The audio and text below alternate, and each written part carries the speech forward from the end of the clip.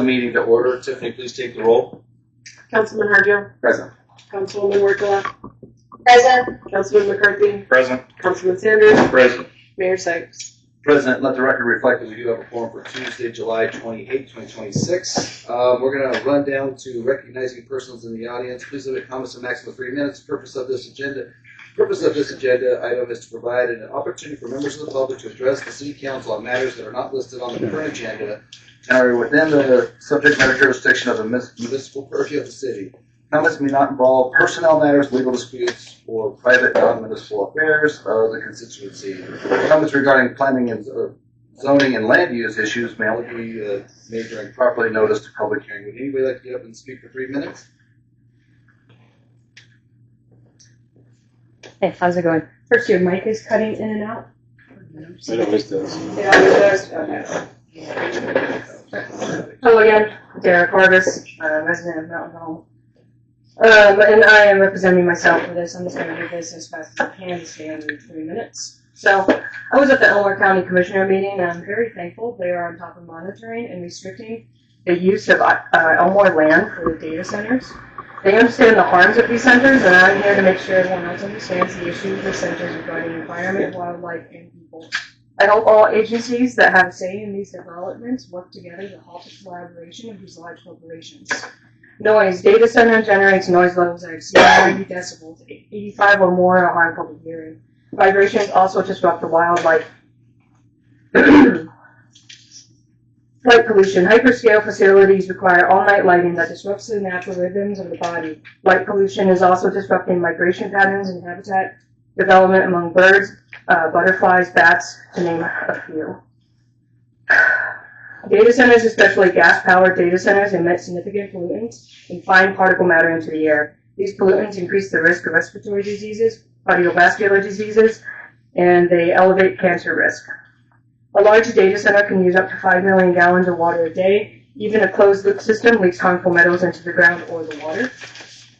Power. Inconsistent power and strain on the power grid, creating surges, which affects residential appliances such as HVAC, refrigerators, and computers, to name a few that are not cheap. Data centers typically don't pay for their fair share in utilities. You can get this information from the environmentalhealthproject.org. And now onto flock cameras. Flock cameras takes data and travel history of people, which I and many others see as a violation of the Fourth Amendment of the Constitution. There is currently lawsuits all over the U.S. Twin Falls are up in arms trying to remove them. Flock cameras aren't being used for just license plate reading, since they are placed up in parks, buildings, and other pedestrian locations. Since these cameras are used nationwide, the information is also often accessible between agencies and states, creating an environment for misuse by bad players, as there have already been arrests for stalking. ACLU shows that flock camera company has also lied to local officials to get their cameras into position. All of this seems like a hassle to reverse, and I, and probably many others, think it's just better not to have them in the city to begin with.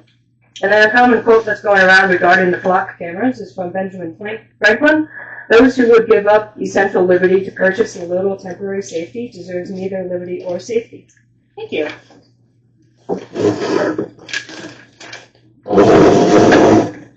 Anybody else? All right. I'm going to run down the conflict of interest declaration. Has any council member received information pertaining to or otherwise had in contact with any person regarding any items on the city council agenda? If so, please set forth the nature of the contact. Mayor. Councilman Harjo? I received an email from Stephen Field regarding consent item number 10. Is that? No conflict. Okay. Mayor. Councilwoman Wirkkala? Same. I received an email from Stephen File regarding number 10 of the consent agenda, no conflict of interest. Also, Brad Dudley emailed me regarding questions on the DEQ bonds under water and wastewater on the bill run, and I'll just ask those questions when we come to that part of the agenda. Copy that. Mayor. Councilman McCarthy? Same. Okay.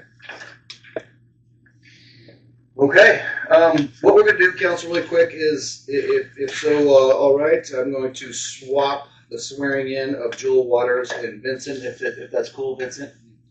They're good? Okay. So with that, I'm going to turn it over to Tiff. All right. Joel, where are you?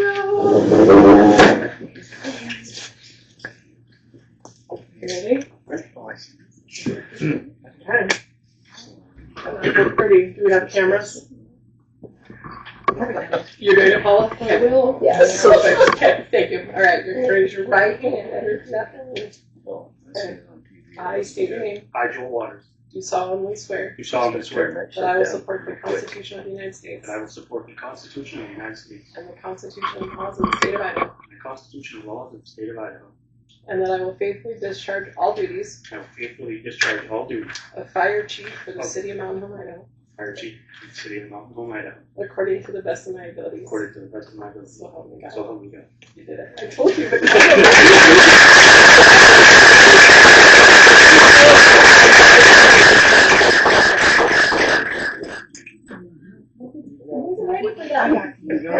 Make sure it's the right way. I'm trying to get Decker out and remind her. Okay, now just get a picture of him. You don't need a picture of me. Okay, thank you. I'm the mayor. We don't need a picture of me. So, with this, who am I looking at?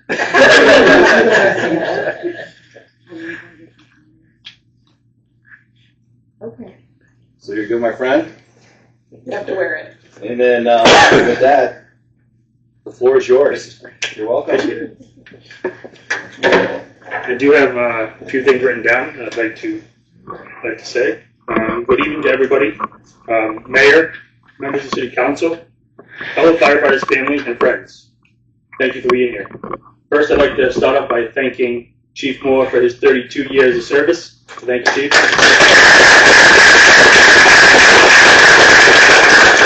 Standing here today being sworn in as your fire chief is both the greatest honor of my lifetime. I will carry this honor and protect it with everything I have. I am deeply grateful to the mayor for his confidence he's placed in me, and I accept this position with humility, pride, and unwavering commitment. I want to recognize the men and women of this fire department, past and present, who dedicated their lives and built the strong foundation we stand on today. I've had the privilege of serving beside some of the greatest fire chiefs there is. My fire chief back home, Chief Jack Loney, and Assistant Fire Chief Alan Denham. I thank you for your support. As the fire chief, my priorities are clear: to protect this community with excellence, to support and develop these firefighters, and strengthen the public's trust. We will lead with compassion, we will lead with unity, and we will honor tradition, while keeping embracing progress, and above all, we'll never forget that the badge represents service before self. Thank you again to the mayor, city leadership, and my fellow firefighters, everybody gathered here today. I am honored and I'm proud to serve as your fire chief. Thank you.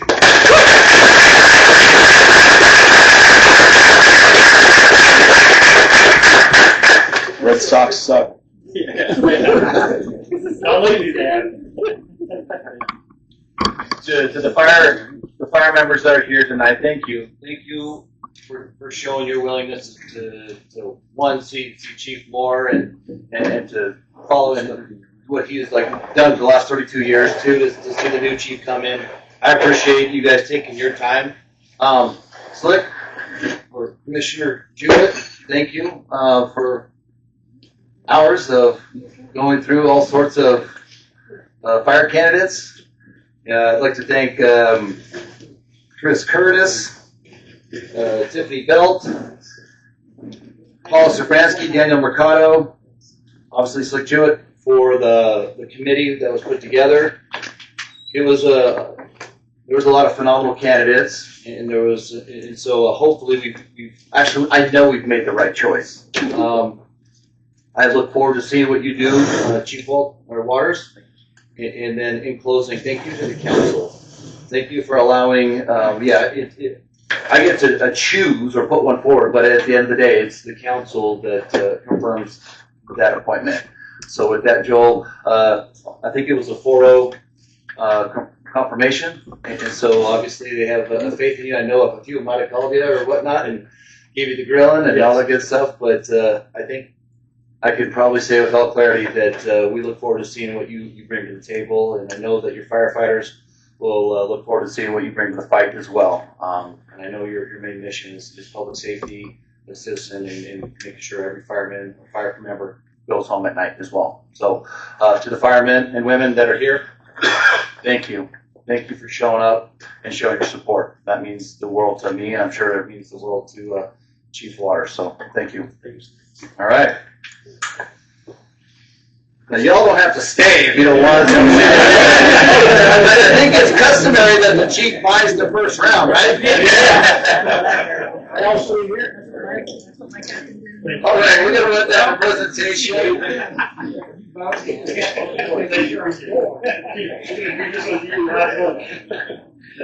go, everybody. Come on down.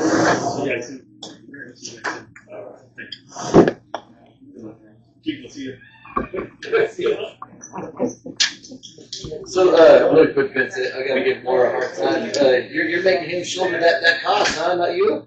I'm sorry? You're making him shoulder that cost, huh? All joking aside. Maybe I can catch up. There you go.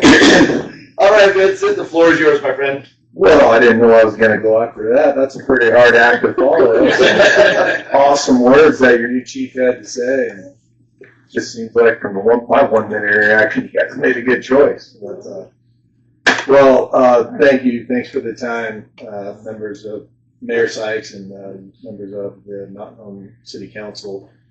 I was asked by Chris Curtis, who unfortunately I think is sick and not here today, but a great partner of ours with ITD and a guy that we interact with quite a bit. And we really appreciate all that your public works director does for us. So I just want to kind of state that as well. But he asked us to come in here today and give a bit of a funding update that we gave at a recent meeting of all the jurisdictions here in Elmore County. And so I'll start with that, and then I'll just hit a couple of high projects that I know you'll probably ask me about, and then I guess I'll leave the floor for you. I didn't notice how much time do I have. How much do you want? 10 minutes? No, I'll talk for about 10 minutes, and then I'll turn the floor over to you guys, and you can ask me all the questions you'd like. Perfect. So first and foremost, I think everybody knows by now, it's been pretty heavily covered in the media locally and statewide about the reduction in funding for ITD and you yourselves for all of our local jurisdictions across the state as well. First off, I think it's important. I've never been here before, and maybe just give you a little background about what ITD District 3 does. So my name is Vincent Trambioli, and I'm the Deputy Administrator for District 3. ITD has 6 transportation districts spread across the state, and we're the largest in many ways. A quarter of the state's land is in District 3, a third of our lane miles, 2/3 of the population growth since 2000. And, we've all seen since 2000, the population in our district alone has doubled from about 500,000 to just over 1 million people now. And that's within the 10-county area.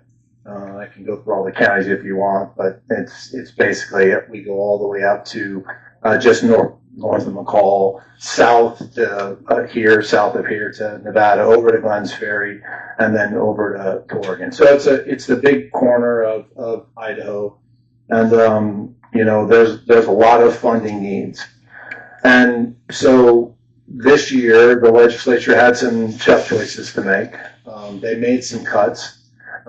It's probably best for me to just give you a quick rundown of how ITD is funded. So ITD receives funding through 4 sources. We receive gas taxes, both one from the state, right? So with every gallon of gas, we get a percentage of that, and it goes into a dedicated fund that supports transportation. So those are our state funds. We also get a portion of the federal gas tax, and we are actually a donee state. So we get about $1, and I want to say 50-something cents from the federal government here at Idaho with every gallon of gas that's purchased. And the reason why we're a donee state and not a donor state, somebody that's getting less than every $1, is because of the interstate that we have and what that means to transporting goods and services around this country, and the regionality of our interstate just for moving people as well. So we get a little bit more than we actually put in, which is a good thing. And this last year, I think our contract construction budget was over $500,000. So that's the amount of construction work that we did. around the state. The other types of funding we receive are two different types of general funds, and those funds are a little new to us. About 7 or 8 years ago, we started to receive general funds. They take money off the, I think it's up to 2% now of the general funds that goes into what they call the Transportation Expansion and Congestion Mitigation Program. And up to $80 million of that fund can be used to bond for transportation projects, which is essentially taking a mortgage out and then paying it back over, I think our current bonds are about 25 years. And that $80 million has produced over $1 billion, and those projects are pretty much already underway across the state. Some have been finished. Some of the bigger ones you might know are like the work we're doing on State Highway 16 or any of the work that we've already done on US 2026, Chinden Avenue in the Caldwell area, along with State Highway 55, Karcher. Some of the bigger projects that are happening right now around the valley are funded through TECM. And the other source of general fund, which is the one, well, let me also mention to you, anything over $80 million to the TECM fund then goes to the locals. So you guys share in some of that as well. Anybody that serves transportation to their community. And then there's also a fourth general fund source, which has been some surplus over the last few years that we call Strategic Leading Idaho, Strategic Initiatives Leading Idaho. And that's the money that 3 years ago was $310 million, and the last few years it's been $275 million, and that's split 60-40 between the locals and the state of Idaho. So ITD gets 60%. And that for the last 2 years has been about $165 million.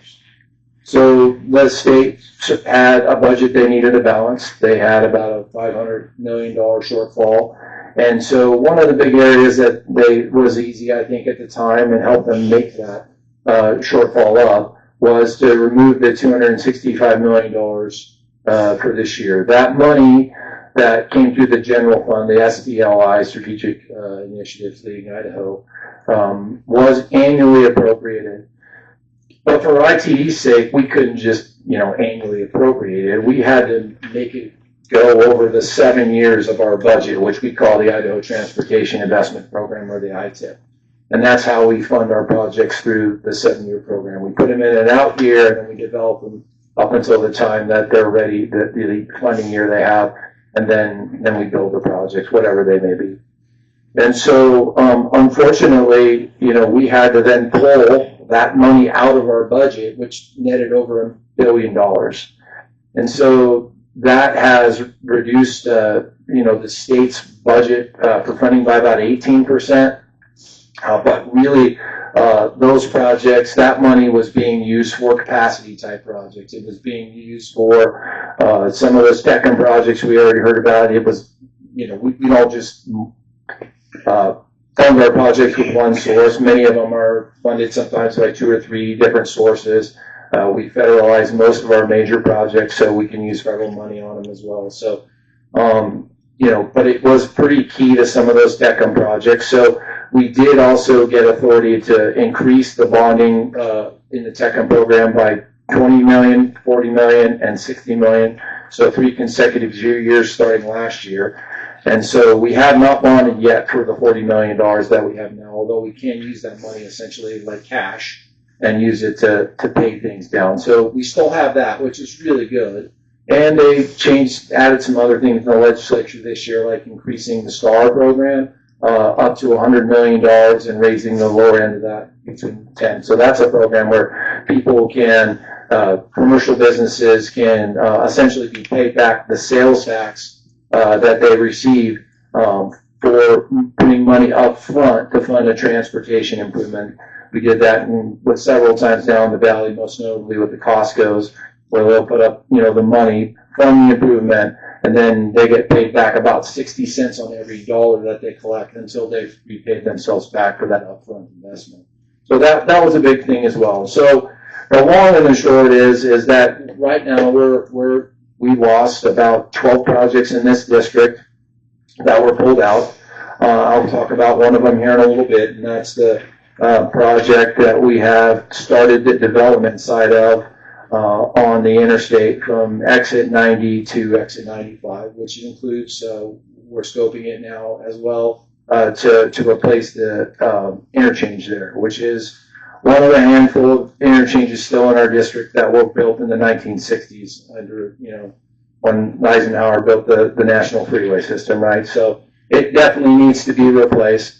And so that's a project that I'll talk about here in just a minute. But I think one of the things we'd like to underscore with this message is in the past that when this happens, the department will go to what we call an OPRE model. And that's kind of what we're going here now is we're going to focus on operations, restorations of highways, maintenance, as well as an expansion being the fourth piece.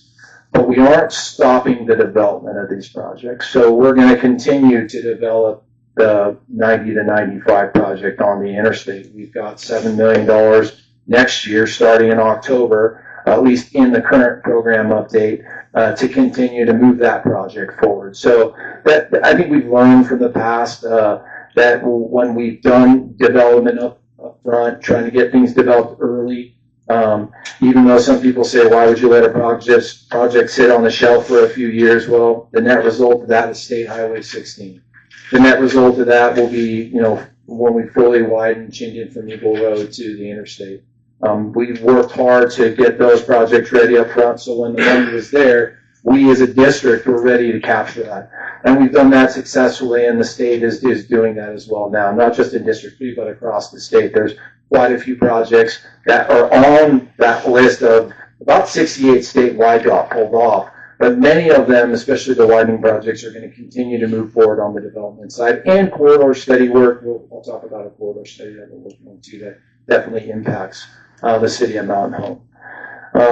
So that's kind of the long and the short of the funding. I'll stop there if there are any questions, and then I'll talk about a couple of projects and give you gentlemen and council member, how do you say it, Wirkkala, a chance to ask any questions. Any questions on the funding, Mayor? Not for me. So far, you're doing great. Okay, great. So let's talk about I-84 exit 90 to exit 95.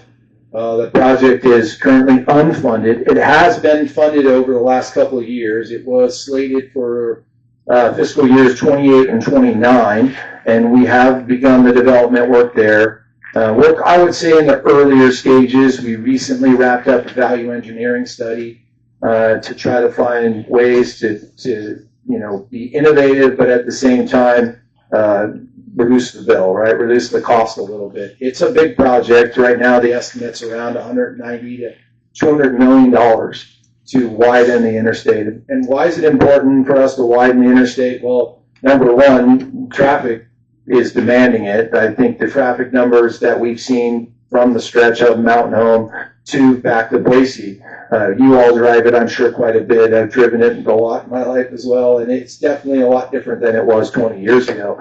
And so the traffic is definitely up, and so we know we need to start widening this interstate. We also know that traffic is up. So when we built Simcoe Road, we had some pretty major backups, as you all know. And so we really can't build anymore with just necking traffic down to one lane. We really need a second lane, really, to put traffic on. And so the way we plan to do this project is we'll add a third lane so we can, take care and keep traffic moving, keep the drivers of Idaho, the folks that are visiting our region, the commercial commerce moving on the interstate. And so we're going to do it on both sides of the highway. So the net will be a 3-lane section from 90 to 95. So that's a big reason for the cost. But also we decided because of the age of that interchange, we also decided that we should replace that too. That's been a goal for our district engineer, Jason Brinkman, for some time. And so, we're there. We're going to be working in the area. We're going to be digging up the roadway. We're going to have barrels out. It obviously won't be an easy project from the traffic control standpoint. They never are when you widen an interstate. They're difficult projects to build, And also, you know, we're good at it, but, you know, traffic control is a big concern and slowing drivers down and all that. But if we're going to be out there, then it makes a lot of sense to try to, you know, use somewhat of an economy of scale there and also wrap in a project. So it becomes a really big project. Thankfully, the Tecum corridor for the interstate goes from, you know, the valley all the way to exit 95. I think we expanded it for this reason, to give us that opportunity. So when bonding comes back and when some of that STLI money comes back, hopefully, I mean, we're going to keep our fingers crossed. We know if you talk to state legislators, and I'm sure you guys do, I think they understand that they had to do what they had to do, but they do understand clearly that transportation is important in this state. And I don't think they're just going to walk away from it. Now, I don't want to get fired here right now for stating my own opinion, but I would say that pretty strongly as a representative of the district, that there definitely is a will to come back and continue to fund transportation. The state's going to continue to grow, and there's going to continue to be opportunities there to do that. So that's an important project for the district. We're going to continue developing it, and as a part of that development, we'll work out and try to determine what that funding opportunity might be and how we might fund that. So, go ahead, Mayor. You got a I was question? going to say, Vincent, the third lane, is that, the 190 million, does that also include like a new spooey for 95 or exit 90? Good question. Yeah. So, Mayor, members of council, right now what we're looking at is we're widening from 90 to 95, but only rebuilding the 95 interchange. And as a part of that value engineering study, they looked at both a SPUI and they looked at replacing it with some sort of a diamond configuration. And it was concluded, at least recommended through that value engineering study, that we probably stick to a diamond interchange. But when you rebuild it, we'll be able to rebuild it to the part of the problem with some of our older interchanges is that the off-ramps are too short, right? So we can build it to the standards for, and well, it's not 80 through here, but I don't know how much people slow down. So we could build it to the faster standards in terms of accommodating the proper off-ramps, and that will be part of it. We have not made any decisions yet, but those are the recommendations, and that's part of the process. So. Does that answer your question, Mike? Yeah, is there an example of what a diamond is? I know what a spooey is. I mean, what you have out there right now is essentially a form of a diamond interchange, where it's basically, you know, you have like your ramps come like this, right? And they come like this on both sides. It just kind of creates a diamond. But what you have out there at exit 95 is a diamond. Okay. Councilman. Vincent, on that with the diamond interchange, is there talks then how that's going to affect there at 95? You know, I know there was talks about a roundabout in that vicinity there, and is that still ongoing, or how does that all affect Pilot up north of that? Mm-hmm. Into effect? Yeah, good question. Mayor Sykes, member McCarthy. Well, it was a part of the VE. They looked at that. As of this point, one of the things they looked at in the value engineering study is what improvements could be made, you know, on, we'll call it US 20, right? Both to the east and the west of, or excuse me, the north and the south of the interchange. And they looked at improvements on the highway itself. What they concluded was that those improvements didn't necessarily benefit the main line itself. So at this point, the value engineering study didn't recommend that. But that doesn't mean that we can't continue to look at those options. And the good thing about the value engineering study is it did look at it. It kind of scoped it. It's a pretty good price tag to do that. But again, it's something that the district will consider moving forward. What it did, at least though, add into the, you know, and recommend were signalizing the ramps, which I think certainly, as we know, there can at times, I know this weekend there were pretty good backups there on the westbound, or excuse me, the eastbound off as people were going to go north, and it probably doesn't help at times when State Highway 21 is out of business, because this weekend we had State Highway 21 between the Banner and Summit area was closed because of the big mudslide, which they did a great job and got it open. The guys worked really hard on it.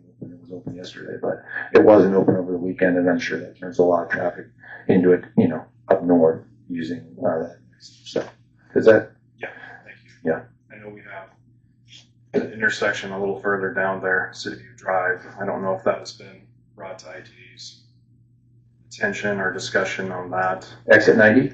Right off of exit 95 when you go south. Like Oh. Walmart, Dutch Brothers. Sure. Talk about. Are you talking about the City View Drive? That's not the drive that takes you to the water tower. Is that what you're talking about? No. Something different. City View Drive, it's right there, right by Walmart, Taco Bell, Oh. Car Wash. That's City View Drive, that intersection right there. Yeah, is that like a frontage type road that goes around the back of the Walmart? Or, Well, that's 8th Street. I'll show you. What happened I was looking at it all today. We had the engineers, so we tried to get Walmart to put a light there. Sure. And so they went up the chain and finally got turned down. You were there. And so that's the kind of the showcase area. 'Cause Okay. I'd say 8th Street's our problem child right now. I know what you're talking about. City View Drive, that's the one that would have taken you to the proposed casino area. Correct, yes. Yep. So yeah, I didn't know if that was part of the conversation since 95 is being I discussed. think that's part of what I talked about, expanding the look at if making changes there, how that would affect the operations of the interstate system. And that, I believe it was looked out that far. I can get a little more information on the details of exactly what they look at as a part of the value engineering study. And how about I follow up on that? The last couple of days I've been doing my research. Just curious, we've had some recent developments there, and we have some impact fees that we're collecting for that intersection and all that. So Okay. Discussions with previously on the DIFACT, I had some conversations with ITD regarding some of the projects, and so that's one of them that I just didn't know it was on the radar with ITD. So, Well, I would say it is. Member Sykes, Councilmember McCarthy. I actually talked to some of those people that you talked to, and they know that there's those conversations are going on about potentially creating some impact fees or proportionate share or something, and working at bringing that to bear to make improvements there as well. So I know that the staff's working with you on that, and certainly we appreciate when the cities or counties we work with, work with us to help create mitigation and make improvements to the state highway system. So that's certainly something we're more than welcome to work with you guys on, and I know our team's already on top of that, or at least they spoke about working with you specifically and talking to you about that today. so just pre-talks, no project design number, nothing like that. No, we don't have a key number or anything for that at this point. But I know that there's been some talk in the corridor of roundabouts in the past. I know that you guys spoke with and even kind of sat down and did a little shred, I would call it, with our former district engineer there as well. Since then, I think the department's stance has changed on roundabouts. We do have new leadership now in our department. Our longtime director, Scott Stokes, retired. And Alberto Gonzalez is now the director of ITD, former DMV administrator. Did a good job there, making some improvements. When he was there launching the new software system that was a little rough at the start, but has turned out to be very good for DMVs across the state. And then, that's been a big change for ITD, but certainly Alberto will bring in new ideas, and I don't know what that leads to other than just there's different leadership now. So, ultimately, things don't always stay the same, and we'll see what happens. So ITD is going away from traffic circles. They want to go more to lighted intersections. Yeah, I mean, that's the direction we got was to use, signalization, and try to find the appropriate type of signalization, or staying away from, roundabouts. There's none on our main line in this state. There are a few exceptions where we use roundabouts for ramp termini, but even then, I think those happened and were planned and built right on the cusp of when we kind of went from where we were looking at them and starting to build and design them to where we changed our stance on them. there's issues potentially with commercial trucking, and I think you guys have heard all that, but I can go more into it. A lot of people want to use them as a traffic calming measure, and that's really not what they are. There's also a lot of design work that needs to be put into safeguarding active transportation users, so bikes, pedestrians, etc.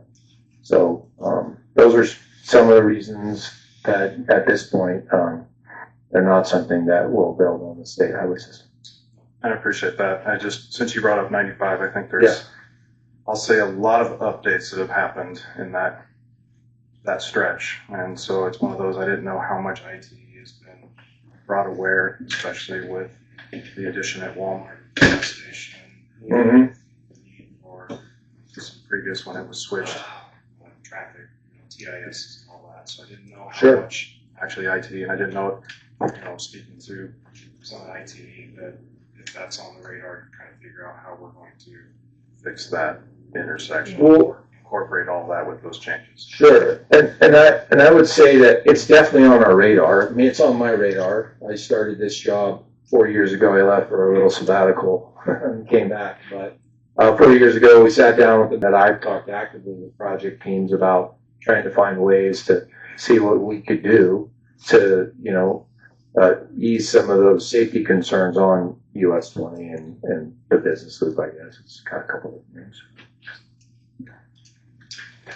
Mayor. Councilwoman Wirkkala? Hi, Vincent. This is Councilwoman Wirkkala. Hi. So, I support expanding the freeway. 100% support that. However, water is a precious resource and a sensitive topic right now within our community. For that development, how do you plan on going about doing dirt abatement, and where will you get the water from for that? Well, that's, Mayor Sykes, Councilmember Wirkkala. I would say at this point, I don't know. I don't think we know. I don't think we're quite there yet in our planning. We, like I said, we've done a value engineering study. We've started a lot of the survey work and the environmental work that needs to be done to move forward. But I don't think we've gotten into what that would be more on the construction planning side. But I will take note of that, and I will make sure to forward that to the construction team to let them know that that's certainly something that's of concern or an opportunity that the city council would like to know about and that we need to be cognizant of. Okay, thank you. You're welcome. Councilman Harjo? Vincent, thank you for joining us. The mention about the value engineering study, is that a document that you can share with the city? Sure. I think it'd be valuable just to have eyes on it again and understanding of what considerations have been made regionally for that. Mayor Sykes, Councilman Harjo will make that available to you. And there's one more project I think that kind of weaves into this discussion as well. And we talked about continuing to move development projects forward. One of the projects that we had several corridor studies that we were able to go to our Idaho Transportation Board and secure funding for. And one of those was on the interstate, looking at essentially Boise to Mountain Home or around the Gowan, the Micron area, and focusing on what it would take to widen the interstate from the current 2 lanes in that area to 3 or even 4. What would the triggers be? I think we're seeing that the trigger for 3 lanes is probably there, but even in the long-term future, when would the trigger even be for 4 lanes? So if we're going to take a look at it, we want to look as far out in the future as we can. And we got to figure out things like, would we widen to the inside? Would we widen to the outside? There's a lot of culverts. There's even some underpasses, cattle underpasses along that portion of the interstate. People probably don't even realize there are several bridges and interchanges. What changes would we need to make to those type, size, location reports? Those are what we do when we look at bridges to determine, if you need to replace it, how you replace it, what type of bridge do you replace it with. So we're doing that analysis right now. And the hope is to clear the environmental hurdles, so then we can start to look at potentially, design projects. I think part of that project will also create prioritization in that corridor. It's a long corridor. It's over 30 miles, right? So, it's probably not a one project for 30 miles, but like we've done on our interstate in the valley when we've widened it from 2 to 3 to 4, and now we're even looking at going to 5 lanes and even 4 lanes with auxiliary lanes from Garrity to the Flying Y. That's another one of the studies that we got money for and we're continuing to develop. So we're going to take a look at that piece of interstate and start to figure out what needs to be done to widen it. I think everybody knows, and if you've ever looked at the aerial pictures, you can see the dramatic changes that are happening behind Micron. You can't see it too well from the interstate, although you can sell the cranes out there. But that's going to change the makeup of the valley. And as you know, a lot of that will push to the east. It'll push into Mayfield. There's several developers now that are staking ground and talking to us about, potential improvements to the highway and what it would take, and talking with you and talking with your county as well, and the Ada County as well. I know they've broken ground out at Mayfield as well. So, there's going to be some major push to the east, and there's going to be, that traffic's going to need to spread out all across the valley and into Mountain Home. So this is kind of our preemptive look at developing a plan for that corridor and understanding what it would take to widen it. So those are kind of the things I wanted to bring up, but I know you have probably others you would like to ask about, and I'll do my best to provide you answers. You got mine, sir. So, Councilman Harjo. One of the things that just before the meeting I talked to Mayor Sykes about is some of the regional traffic implementation things that we have on our horizon. So late 2024, early 25, we got our master transportation plan for the city back from our engineer, and there's a number of projects that were identified in that that had to do with potential vehicle versus vehicle versus pedestrian, like safety measures to help mitigate those issues. As our District 3 representative, do you have any interest in seeing that master transportation plan study of ours, so we can kind of mesh minds in terms of like what these projects might need? For instance, we have on our master transportation plan, South 14th East and American Legion is one that we went through LTAC to get a grant for a hawk signal. But we have happy about that. Yeah. Congratulations. You guys were number 3, one of the top choices, so good job right here. Yeah. So that was a fantastic win for us, but we have another one on the horizon that's kind of scheduled out for perhaps around 2030, Haskett and Airbase Road. Yes. Here. Potentially. Drove by there today. I'm checking it out. Thanks for showing the byway.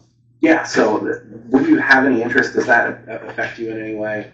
In kind of gaining some understanding of the city's direction for, some desires that have the overlap with ITD's roadways? Mr. Mayor, Councilman Harjo, 100%.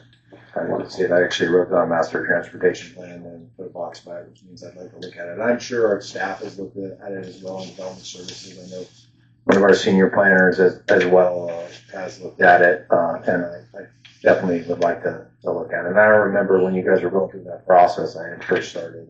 You talked a lot about it when I was with the mayor. So, yeah, I would like to look at it, and I think that would definitely help our planning team.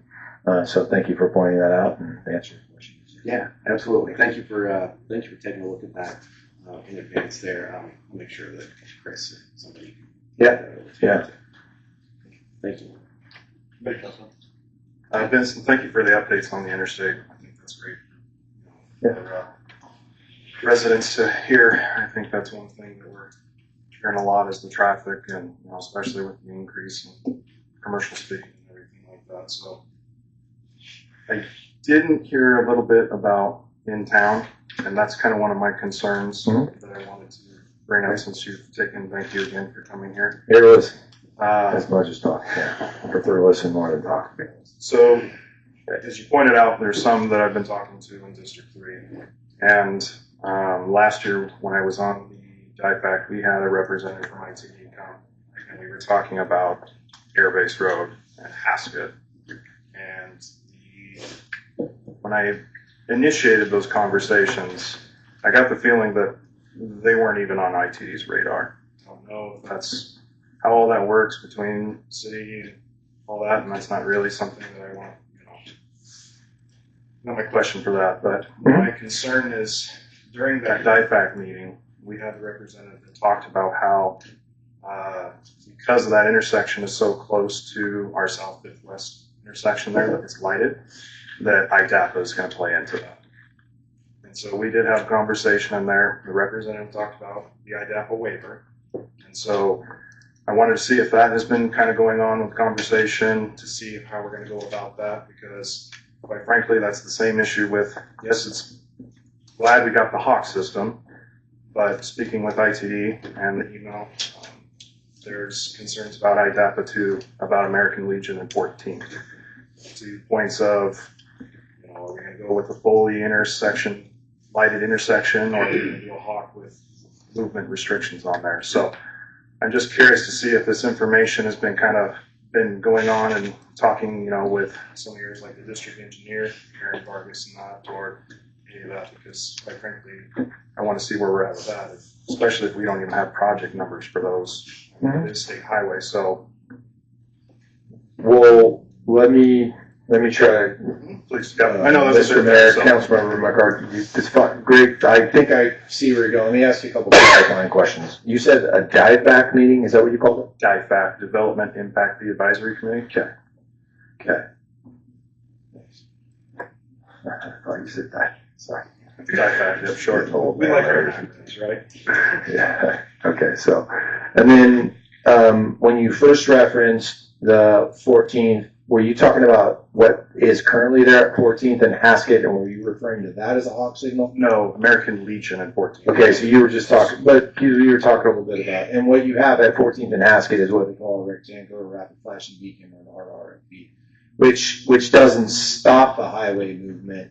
It just alerts drivers through the, rapidly flashing beacons that somebody's crossing.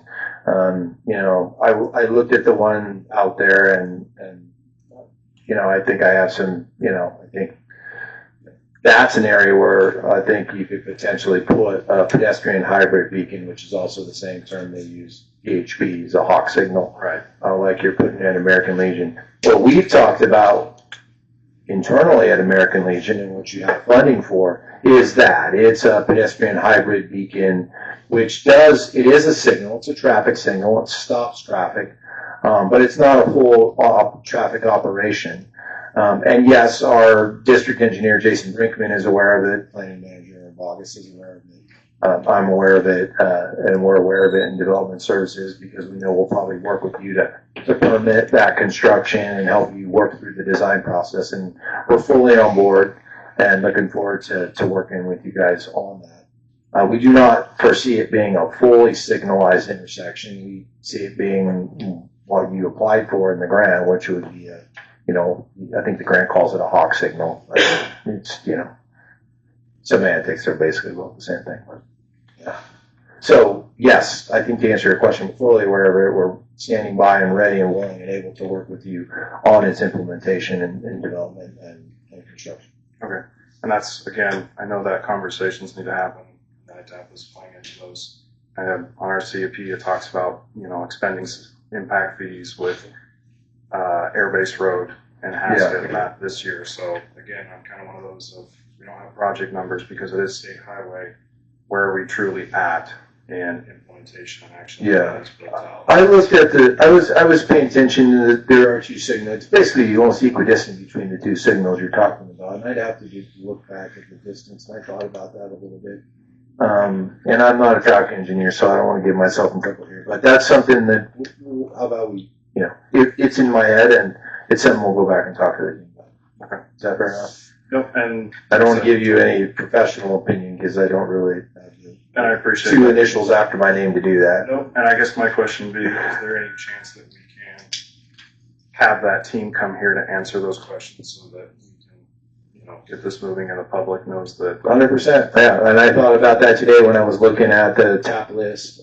There's a couple other projects on there that we're coordinating with, like in Horseshoe Bend. We got a project that we're working with them already. Yeah, let's get the teams together, really our development services team, and we'll sit down and talk about what you want to do, and then go from there. No, I appreciate that. As you said, not having the initials behind your name and that, so I appreciate coming back. I mean, I could give you my unprofessional, you know, I can give you my opinion, but I think it's better, even if you had the initials behind your name, unless you really were able to do the analysis, I don't think it would be responsible to answer that question, at least on Ask It, you know, Air Base Road, without really having a chance to do the analysis that comes with something like that. So. And I don't necessarily want to speak for this body, but that is something I'd like to really get the district out here so we can talk to the teams, because I know conversation of can we get new standards and everything, so we're cutting costs on that with, you know, engineering, third consultant and everything. I know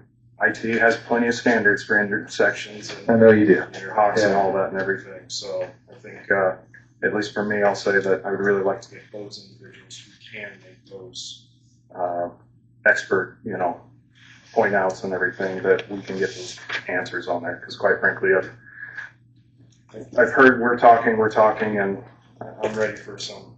Yeah, let's talk. It's like we'll talk to you and not just talk internally. But we can, you know, let's sit down, we'll set some up and. Not to interrupt, sorry, but I know you had someone share the actual projects that are actually listed out with project numbers and everything, which I'll share with council.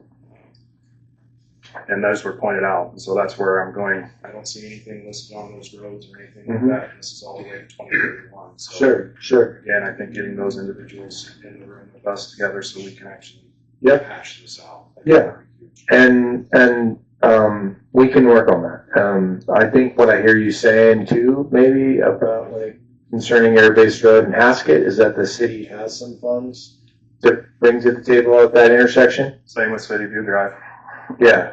Okay. So let's sit down and talk about those things. And I'm sure our development services is aware of that. You know, I won't make any excuses. I'll just say there's a lot that we have on our plate, and we appreciate you being, as a council and mayor, being proactive and asking us to come here today, because sometimes it just takes conversations like this to get the ball rolling, and we'll come back, and I think we can, you know, build a little bit of an agenda and have a working session and sit down and really, I think it's important for us to listen to you and get Chris at the table and any other members of your team you think that should be there. I had a good discussion today. Felt bad because he's not feeling well, but he was nice enough to talk to me and chat a little bit with Chris about some of this too. So let's move the ball forward, and especially since you've secured the money, and I'm sure LTAC will want to be a part of that conversation as well. Manning a lot for the program for LTAC. Perfect. Thank you, Vincent. Mayor. Councilwoman Wirkkala? Councilman McCarthy just passed out a piece of paper. Is it like a priority list, or what did you pass out? It's the FY 25 to 31 program update for Elmore County. It's got more or less. Well, I'll have T email it, or can you just email it to her? Or you have it? You can take a picture and text it to me. But real quick, is there? Does it have? So Railroad Park is expanding by Highway 51. The light at Highway 50 at Railroad Park and American Legion. It needs a light. It doesn't have a light. Is that something that's on that paper that you passed out? It's no. Are you saying? Okay. You said Railroad Park needs a light? Yeah, Railroad Park and American Legion where it intersects, and since Railroad Park is, you know, expanding and we're expecting more growth there with families and such. That's already it's already a kind of sketchy area to cross that intersection, and so with Railroad Park expanding, I feel like it needs to be there. So if we're just throwing out our wish list, that's one that that it would be my wish. Copy that. It's not on this, on, I would assume, ITD's wish list. So what you have in front of you is actually a couple years old. It's the Idaho Transportation Investment Program project slated for Elmore County. And yeah, it's FY 25 to 31. We're actually in FY 26 to 32 right now. And we have submitted our draft program, and we're in the middle of the update for FY 27 to 33 program. So basically, right now, all of our projects that are listed in the ITIP are out for public comment. So if there is something that you guys would like to comment on, you certainly can also comment through the ITIP, the draft update. That's what we call it, and that goes until the end of this month. So you're running out of time, but certainly if that's something that you want to do, you can. We mentioned that and talked about that at the meeting in June. I think we actually handed out the 26 to 32 program at that time. The update just means we've got all the projects that we want to add, and we've probably moved some things around. And this update is a little different than most because of the funding changes I talked about earlier. It's definitely got a lot of changes to it, a lot of deletions. But that's how we traditionally enter projects in the program. But we can also go through the board to create projects, and there's other funding sources that we can use to create projects. So, but that's what you have in front of you. But it's a little old, and maybe some of these things might have been changed. I'd have to sit down and look at this with, a full program in front of me to give you an update. So we can definitely get you an updated list there. And again, the time is now to make comments. So if there's something that you guys wanted to, ask about or request, it's always a really good time to make that request. We get a lot of letters through the update process from cities, counties, requesting transportation improvements or the need for improvements or pointing out opportunities in there.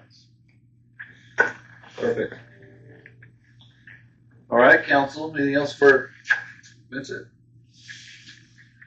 Good. Thank you for taking your time, driving all the way out here. I appreciate it. Of course. Thank you. Yeah, you're welcome, Mayor. Thank you, and nice to meet the rest of the council. And I guess we'll have some more time to talk here in the future. I'll sit down and write out these, and we'll work through your staff, and we'll get a meeting with folks to talk about those projects that are on the docket right now, and the ones that you would like to talk more about or creating for the future. Perfect. Thank you.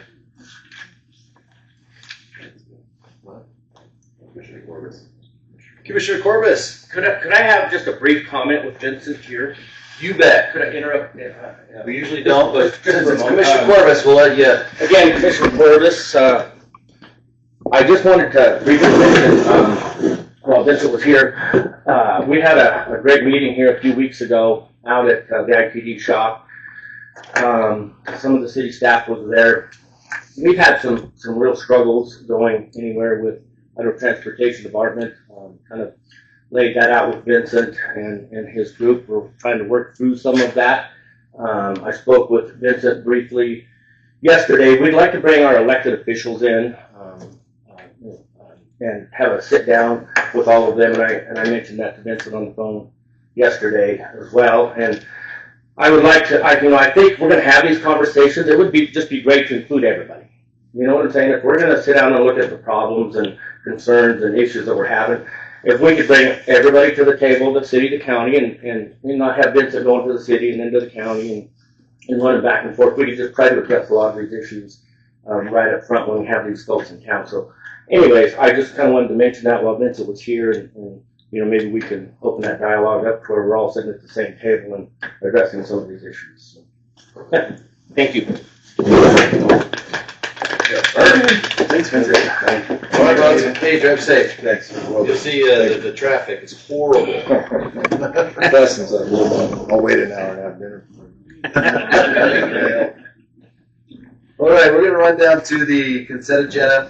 Council, is there anything on the consent agenda that you need any more questions? I think I had a Councilwoman Wirkkala had a question on the consent agenda.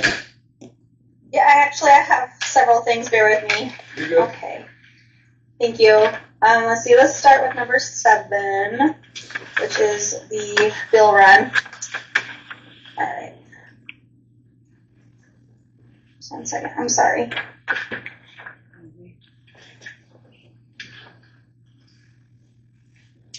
Okay. So I did mention at the beginning of the meeting that I would read Rod Dudley's email. He did have questions, and I got him at the last minute, so I just want to make sure his question gets answered here. So underneath the water and wastewater DEQ payments on the bill run, there are 2 bonds, and I think the question was, is this part of what, Mayor, what you were requesting to pay off the bonds, or is this just an installment? So it's to Idaho Bond Bank payment, Zion's Bank. That one's underneath water, and the second one is underneath wastewater department, or DEQ loan number 3. So are those just installments, Yeah, like that we're paying? Yes. Yeah, because I know, like on our during our budget session, we approved paying towards those in addition to for fiscal year 27. So I just told him I would ask that. And then I have 2 more questions on the bill run. Stand by. Okay, so on page 1, the bill run, let's see, it has, did we go out for a judicial confirmation? Because it says judicial confirmation, but it doesn't say for what LID. So if we're paying for judicial confirmation for, is this for LID, potentially for LID 2, right? Did we approve that to go out for judicial confirmation? You want to take that? Go ahead. It was, you gave us the permission to get we're not going out for judicial confirmation, it's just more or less to set up we have to get the correct numbers then to do the public hearing. So that's what that one quintessentially entails. We're not. Mayor. Yes. So we didn't approve to go out for judicial confirmation yet, but right now on this bill run, we're paying for $2,829.50. That doesn't sit well with me. Mayor. Go ahead, T. Councilwoman Wirkkala, you approved to go out for a public hearing regarding a judicial confirmation, which requires a resolution, which in turn requires an attorney to help us with the documents. Okay. So we have to do this process to go to the public hearing, to then create a resolution, to then go out to judicial confirmation. That makes sense. Got it. Okay, and then on page 8, can you tell me underneath, let's see, I think it's for rec department. No, I'm sorry, yeah. Parks? Parks and Rec. It says, there's a sign, it says no children sign for $225 from Cox Signs. I'm just curious, what is that sign? Why was that sign created? No children sign for what? Mayor. Go ahead, T. Councilwoman Wirkkala, those signs were created because we're having problems within the dog parks. However, we've spoke with legal, and we cannot post those signs until the ordinance comes back to the city council, which Parks has several ordinances that have to be modified due to legal's request. So it will be coming to you here in August. Thank you. I had a feeling it was for the dog park, which I have a problem stating if where children can and cannot be. The government saying where children can and cannot be it. That should be fully on the parent to decide that. So if you're starting to tell children to stay out of parks and the parents will support the children being in parks with the dog, then that's on the parent, not on the city government. But anyway, that's my 2 cents already. So just to add to your 2 cents, sorry. You're good. We're looking at City of Nampa's ordinances and tweaking them slightly, but we'll go probably close to that verbiage, which is just making sure the children don't antagonize canine behavior, so to speak. So they would be allowed, but with supervision, and then if that makes sense. So. Okay. No, I just saw those on this bill run that we're approving, so I just want clarification. Thanks, Tiff. Yep. Tiffany. So then also on consent agenda, I want to pull number 12. Sorry, I'm working off my laptop, so I'm a little slow here. And then, And then I have a question on number 13. On this contract with Republic Services, the dates at the end of the contract, looks like it says June of 2026. So are we planning, if we approve this, are we planning to backdate to June, or would that date change? Go ahead, Dean. Councilwoman Wirkkala, I would assume we dated for the date we signed the agreement. Okay, just a question on that. All right, thanks, Tiffany. And then on 13, really quick, Councilman Harjo had some interlineation of the contract on that one. Legal does too. Or legal, sorry, but Councilman Harjo got it first, so. Go ahead, Councilman Harjo. Thank you. One of the things in reading through that contract that I noticed is that there was no specific citation of some state code that changed within the last year or so here. One of the, sorry, I'm trying to pull my email on that thing.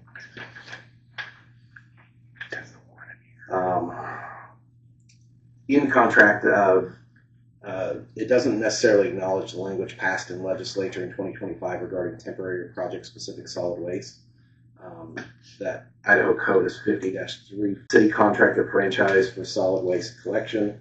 To the contrary, any person may contract with a solid waste collection provider for the person's choosing for the use of solid waste collection containers that are temporary and project-specific as defined by city ordinance. So I had some concern that we may need to add through interlineation some language in a paragraph that helps define that, in confluence with city code. Paul, did you have any feedback on that? Yeah, I responded to it too. I didn't remember because I was on my phone, but I looked at the contract and it essentially says those words. It codifies actually sort of what the new statute changes state. It's not exact, and so what I would suggest it to Tiff is that just add as provided in Idaho Code, blah blah blah. So you just add that tag, but it sort of gives the and I wish I could point out exactly what section it was, but I was like, well, it's there. It exempts out for those purposes, and so if we just tie it into the statute, if somebody says, well, this is a little bit different than the exact wording of the statute, if you it's like 6 in one, half a dozen in the other. We say 6, but the statute says half a dozen, and if I just tie in the statute, then it'll resolve that. With the blah, blah, blah on yours. I wrote blah, blah, blah. I was doing that from my phone. So with that one, council, we just need to add the Idaho Code section to the contract, and I think, as Paul said, we're upset with everything else. But you didn't put it in the blah, blah, blah. Councilman Sanders? Documents I received didn't have any under Exhibit A, where the rates were supposed to be in there. Am I supposed to act on a document I don't have the rates for? Go ahead. Mr. Mayor and Councilman Sanders, Rochelle Conner for Public Services. Exhibit A is exactly the same this year. There's no proposed price increase, so it's exactly the same as what it is today. That may be, and I'm glad to hear that. Yeah. I'm simply saying the document I received, that Exhibit A is a blank page. I think it should have included Exhibit A. Oh, well, I must have scanned in wrong then. I got mine's. I can go run you a copy of this exhibit, but it's what was scanned in.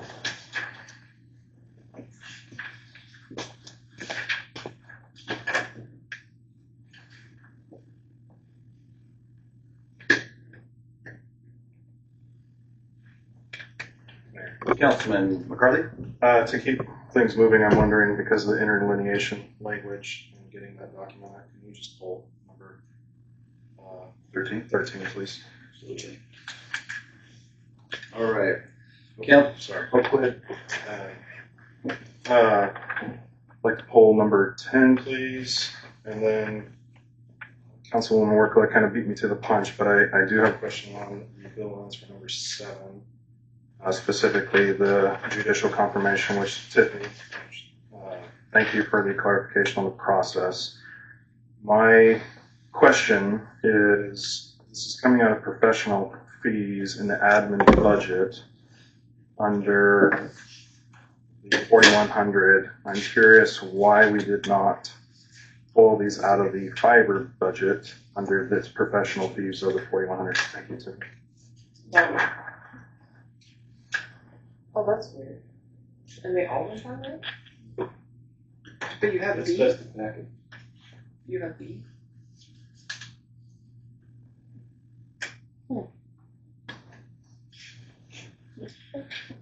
There you go, you have it in paper. I'm sorry. Probably not GRL as well. It just says confidential to them. So, again, and Tiffany, thank you for the clarification on the LID for the judicial confirmation on public. I had a question on why we have pulled that from the admin budget for professional fees for the 4100 and not in the fiber budget under its 4100 professional fees, Mayor. That would probably be coding by me. We have coded it out of that line before, and it's attorney fees, and it's professional. And admin typically pays all attorney fees, so that's why it's coded that way. Talking with Paula, we had about 1,800 expended out of that 8,000 line. Well, I appreciate that attorney fees, I think, but if it's a judicial confirmation, it should be coming out of the fiber.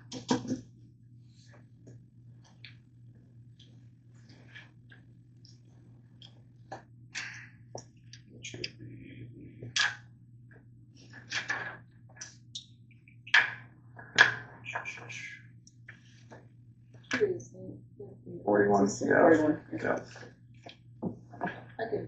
I can move it tomorrow. The council's in agreement.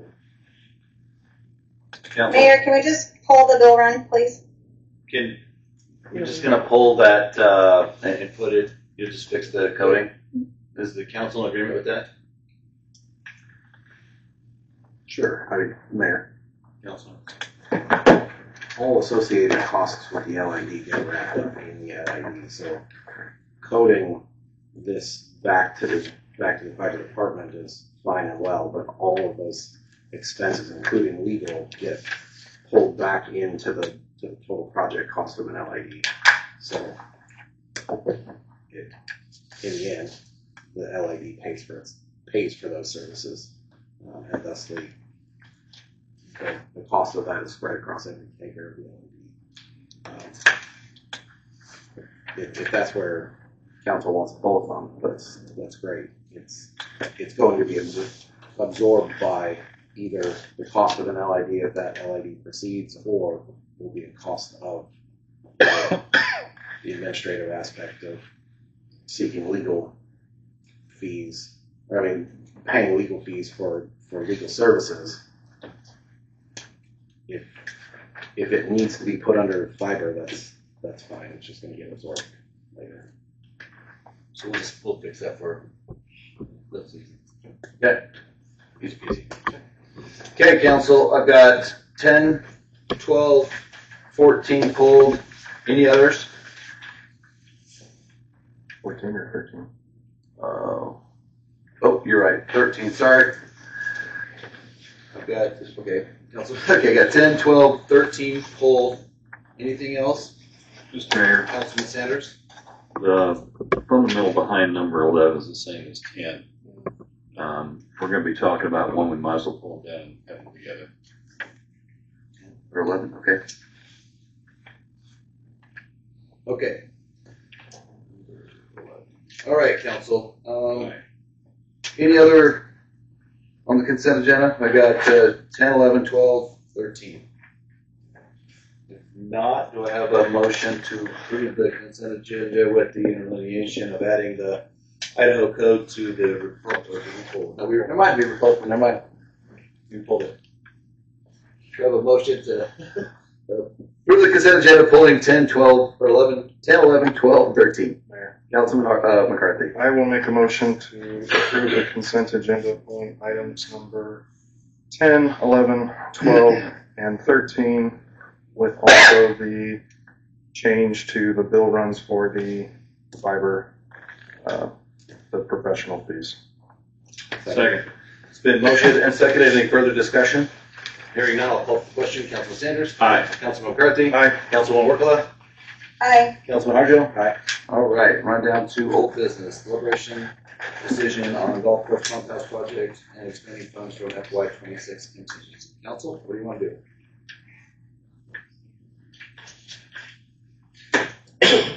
Mr. Mayor, let's get this discussion rolling. I will move that we approve the expenditure of funds from FY26 contingency for the golf course pump house project as presented. Do I have a second? Mayor, Councilman Harjo. I have a question for the motion maker. We were presented 2 attachments to this with varying costs and product. You're correct. Let me get over that page. Thank you.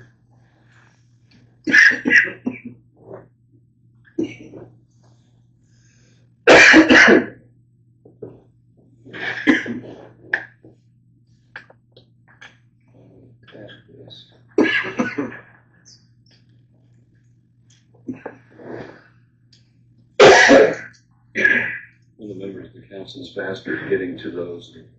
Give me a page number. Our packets get into the hundreds. I was trying to minutes.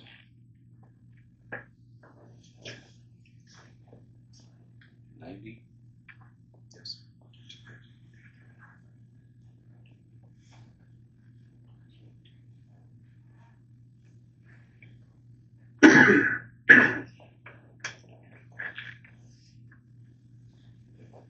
Mr. Mayor, Councilman Sanders. I'll amend my motion. I'm going to move that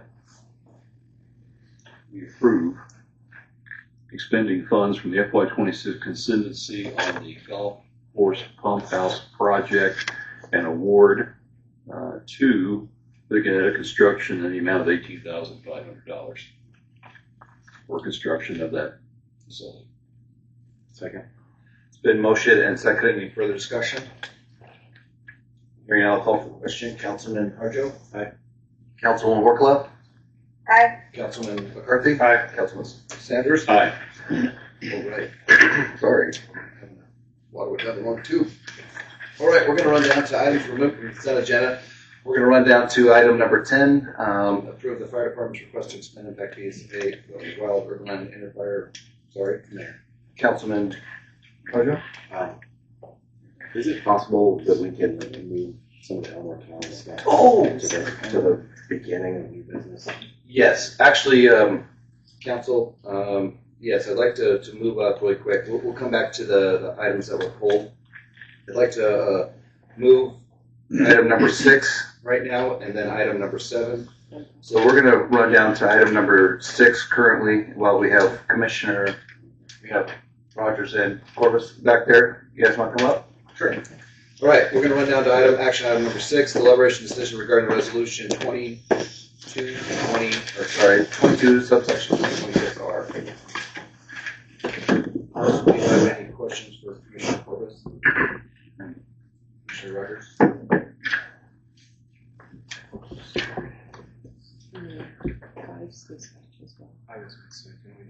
Yeah, we'll bust them all out. Sure. We'll start. Well, I don't know where you would like to start. You want to talk a little bit about the ambulance district first? Let's do that one. Let's do 6.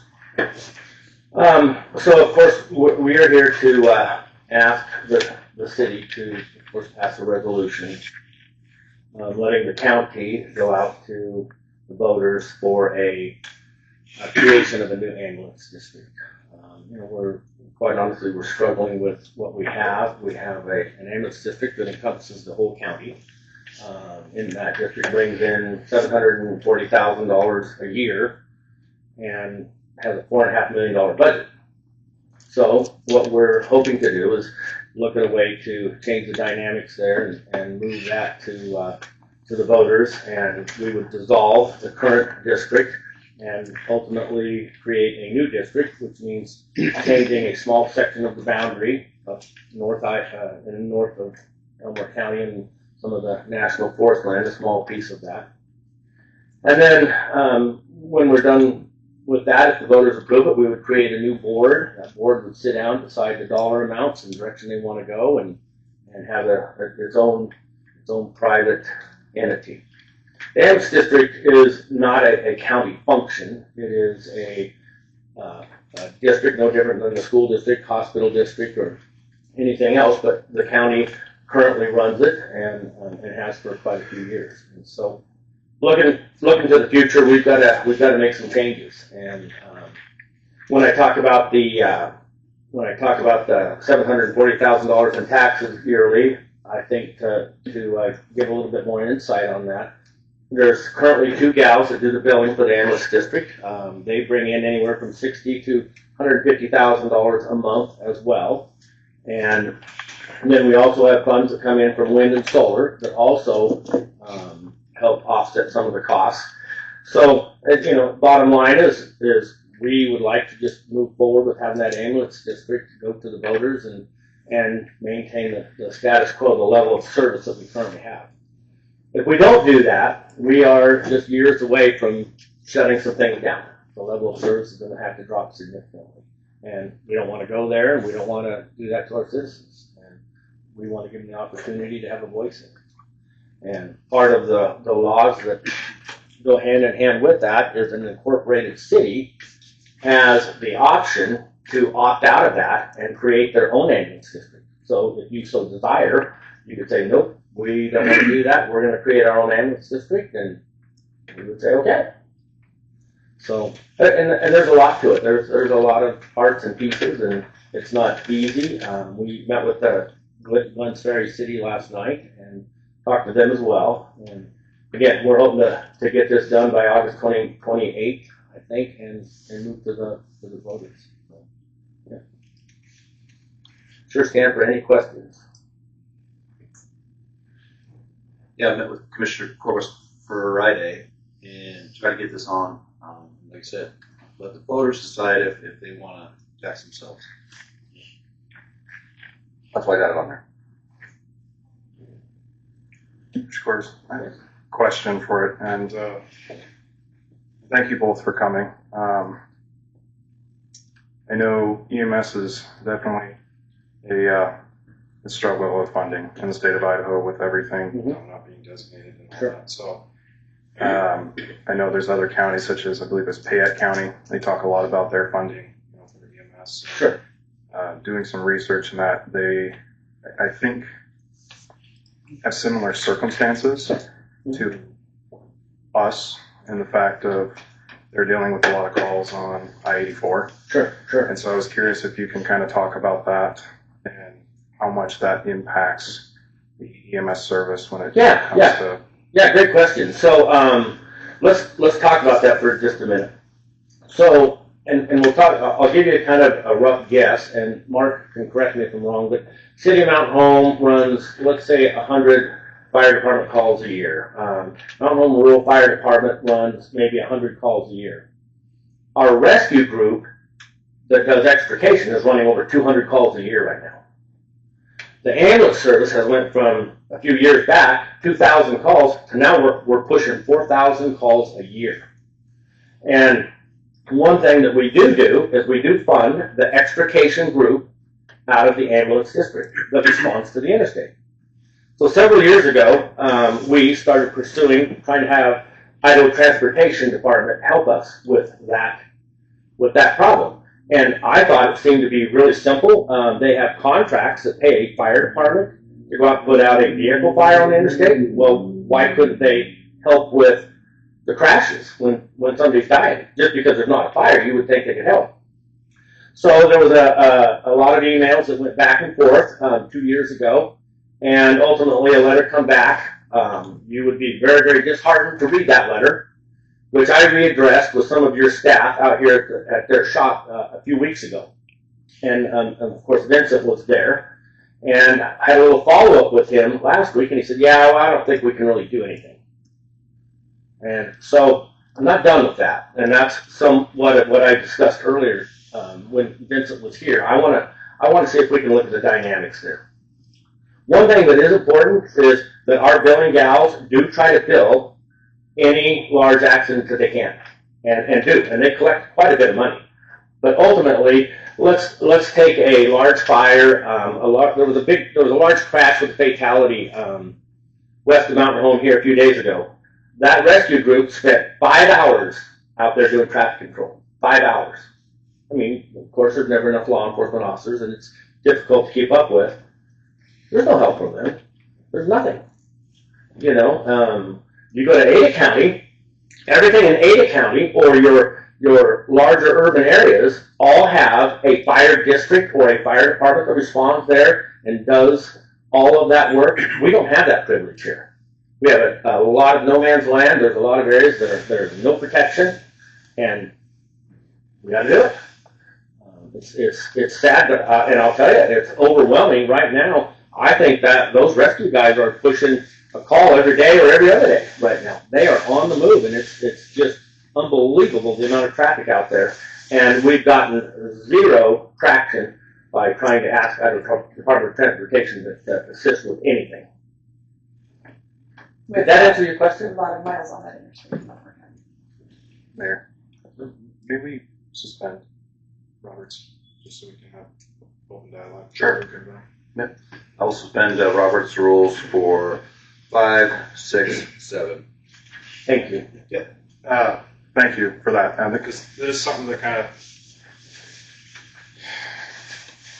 I'm concerned is I'd like to see that data, and I'm sure there's things out there that can, because frankly I get the need, but it's one of those that I'm worried that are we putting something on our constituents that essentially is not something that they're necessarily using the service, out of county residents and that. So that's my concern of it. So, I can see about coming to the voters and asking, but I think that's one of my things that I'd really like to kind of flush out and figure, because again, Mr. Alan Roberts here last year, talking to him, I know it was stated 67% of the calls were coming here in city limits, so I know we have the majority coming here. It's just trying to dissect and how much it's actually, service here or anywhere else besides I-84 passing through, and are we collecting, because eventually, from my understanding, the way we have with the EMS, it's very user fee. It's not, there is some property tax, but we'll say the majority of it is user fee, correct? Yes. And so that's where I'm kind of going. I'd like to see the data so that we can say, yes, this is, obviously there's a short fund, as I appreciate you stating in the funding, but how are we collecting everything we can be for outer residents versus we're going to put the burden on, Well, you can rest assured, and I will tell you right now, that the collection aspect of it, every penny that can be collected and gone after is being done. And that's public record, easy information. Including EMS. What's that? Including EMS. Including EMS. Oh yeah, of course. By all means. Yeah, there's no stone left unturned. And, to even go just a little bit further, I think it's important to note that doesn't count the grants that they bring in, and some of the dollars that they receive from federal funding. This new House bill, I forget what it is, 289, I need Jeff here to answer that, but that was just approved July 1st, that will let ambulance districts and fire districts go up to a 15% increase with growth. There's a lot of things happening out there that are going to help offset that. The impact fees, I think, will be a huge contribution. There are a lot of changes happening, but we're behind the curve. And it's not fair to the taxpayers of the county to sit and break the county's back with using the PILT dollars to totally take care of the ambulance district. It should be spread equally and fairly across the county. Yeah. You guys know what PILT is? It's pretty much taxes on public land that we get federally. And so we get a payment number kind of because of our federal lands, and so that's kind of our reserve funds. And we're having to funnel our total reserves into their subsidized their budget. Okay. Payment in lieu of taxes, the federal government gives the counties a certain dollar amount, and that's always kind of been our savings account. Well, we're using almost half of that, if not more, to subsidize an ambulance district. The level of service has not changed in years. We still run 2 ambulances in Mount Home, 1 in Glens Ferry. We have Pine, Atlanta, down Chatham Flats. There's just a lot of country to cover, and it's not easy. Absolutely not easy. Yeah. Is there any state funding or no? What's that? For ambulance districts? State funding? Yeah. Well, they have grants. Like most recently, they just received a grant to get 2 of the CPR machines that bolt into the ambulances that will do CPR. So now the ambulance folks, rather than calling the rescue guys all the time, they can hopefully use them to offset some of the costs. But it's just difficult when you're an ambulance person out on the side of the interstate trying to do CPR. There's a lot to it. As with all emergencies, those guys, they try very hard, but it's difficult. So. Commissioners, I really appreciate the effort that you guys have put into the thought behind this thing. I know this has been a topic for several months here. In your discussions with Glens Ferry, City Council and their mayor, were there any concerns that were brought up? Sure. Yeah, there was a couple concerns. One of them was, well, what if the city of Mountain Home opts out and wants to create their own ambulance district? Are we going to have to pay more down here? I said, well, I think it would honestly be just the opposite. I don't even know if we'd have to go out for an election if the city of Mountain Home opted out, because the majority of the calls are in the city of Mountain Home. And if you guys want to take on the ambulance service, we'll help you out a little bit. Don't recommend it. I don't foresee that as being. But they were concerned that they're a small community with a very, very tight budget, and I get it, and they are just very concerned that something happened that would just adversely affect the city. And I get it, and I reassured them that there will not be. I mean, this is countywide. This is from Atlanta to Grandview, and we got to change the dynamics here a little bit. Yeah, and that's the equitable way to achieve that. Sure, and it lets the voters speak for themselves. They get to make that decision. Understood. Thank you. So on that one, number 6, what do you guys want to do? May I make a motion to approve resolution 22-2026R? Second. Been motion and seconded. Any further discussion? Just one comment, Mr. Mayor. Councilman Sanders? Again, looking through the packet, in section 1, it says we've been presented with a petition for an ambulance service district. But again, the exhibit A I have is blank. I didn't. I don't think I got that from Jeff. Jeff did it all. So I've not seen the actual petition.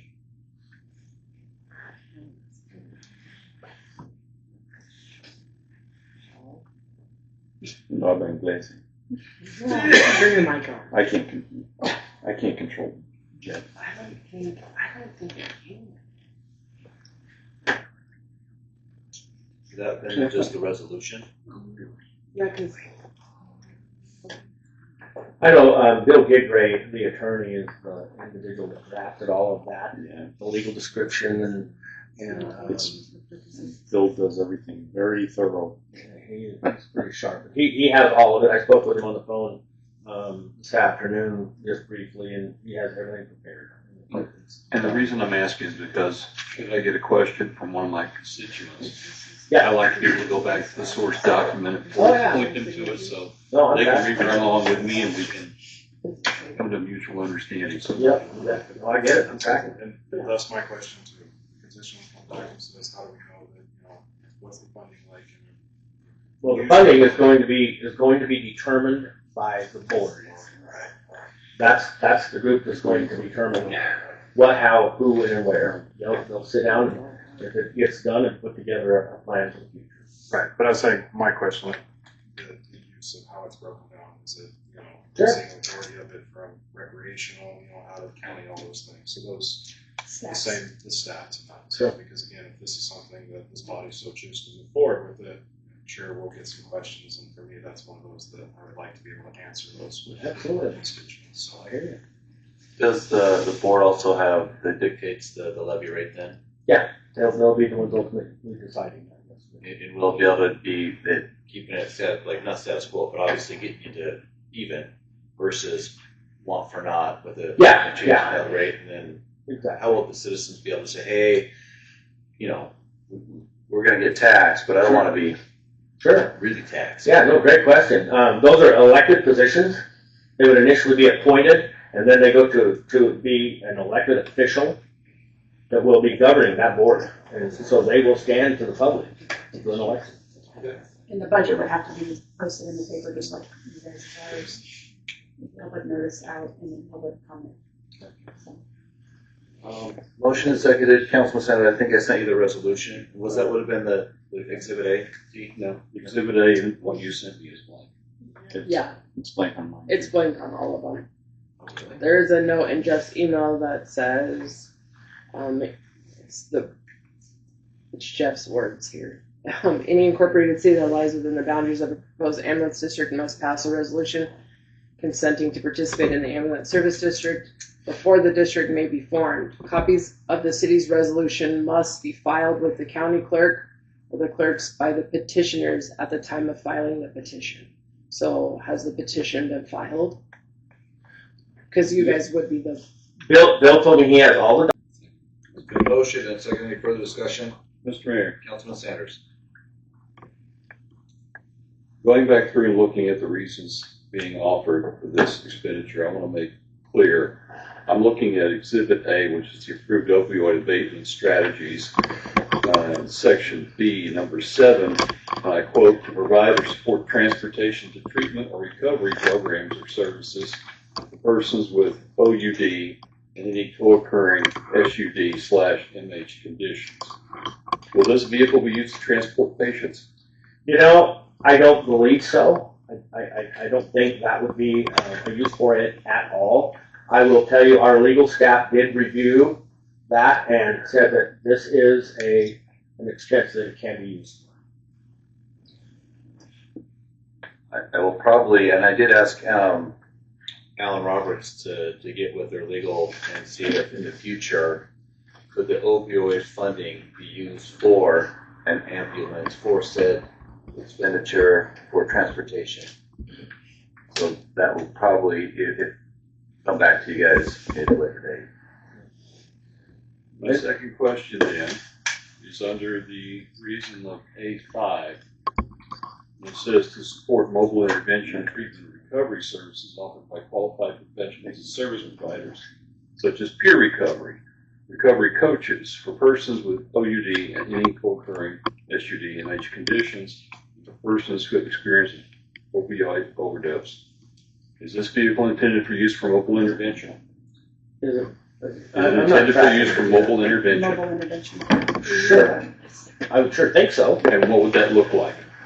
What would it look like? Using the vehicle to get to the residents if somebody has an issue or a problem. And just so I'm making it clear for everybody. Sure. Who staffs that vehicle? The county does. The qualifications of the persons that will be staffing that vehicle. The qualifications of the person, yeah. They have to be at least an EMP. There's all kinds of qualifications they have to go through. I do not know all of the criteria that we request on the hiring process for our EMPs and the KEMS program, but it's pretty significant. They definitely have to know what they're doing out there. County staff has ranged anything from EMT certification all the way through doctors. And unfortunately, Alan is on vacation. He couldn't be here tonight, so you're asking some questions that are kind of his arena, and so I'm giving you my best shot here. But it's not what I do. It was mine in the last century, so. Yeah.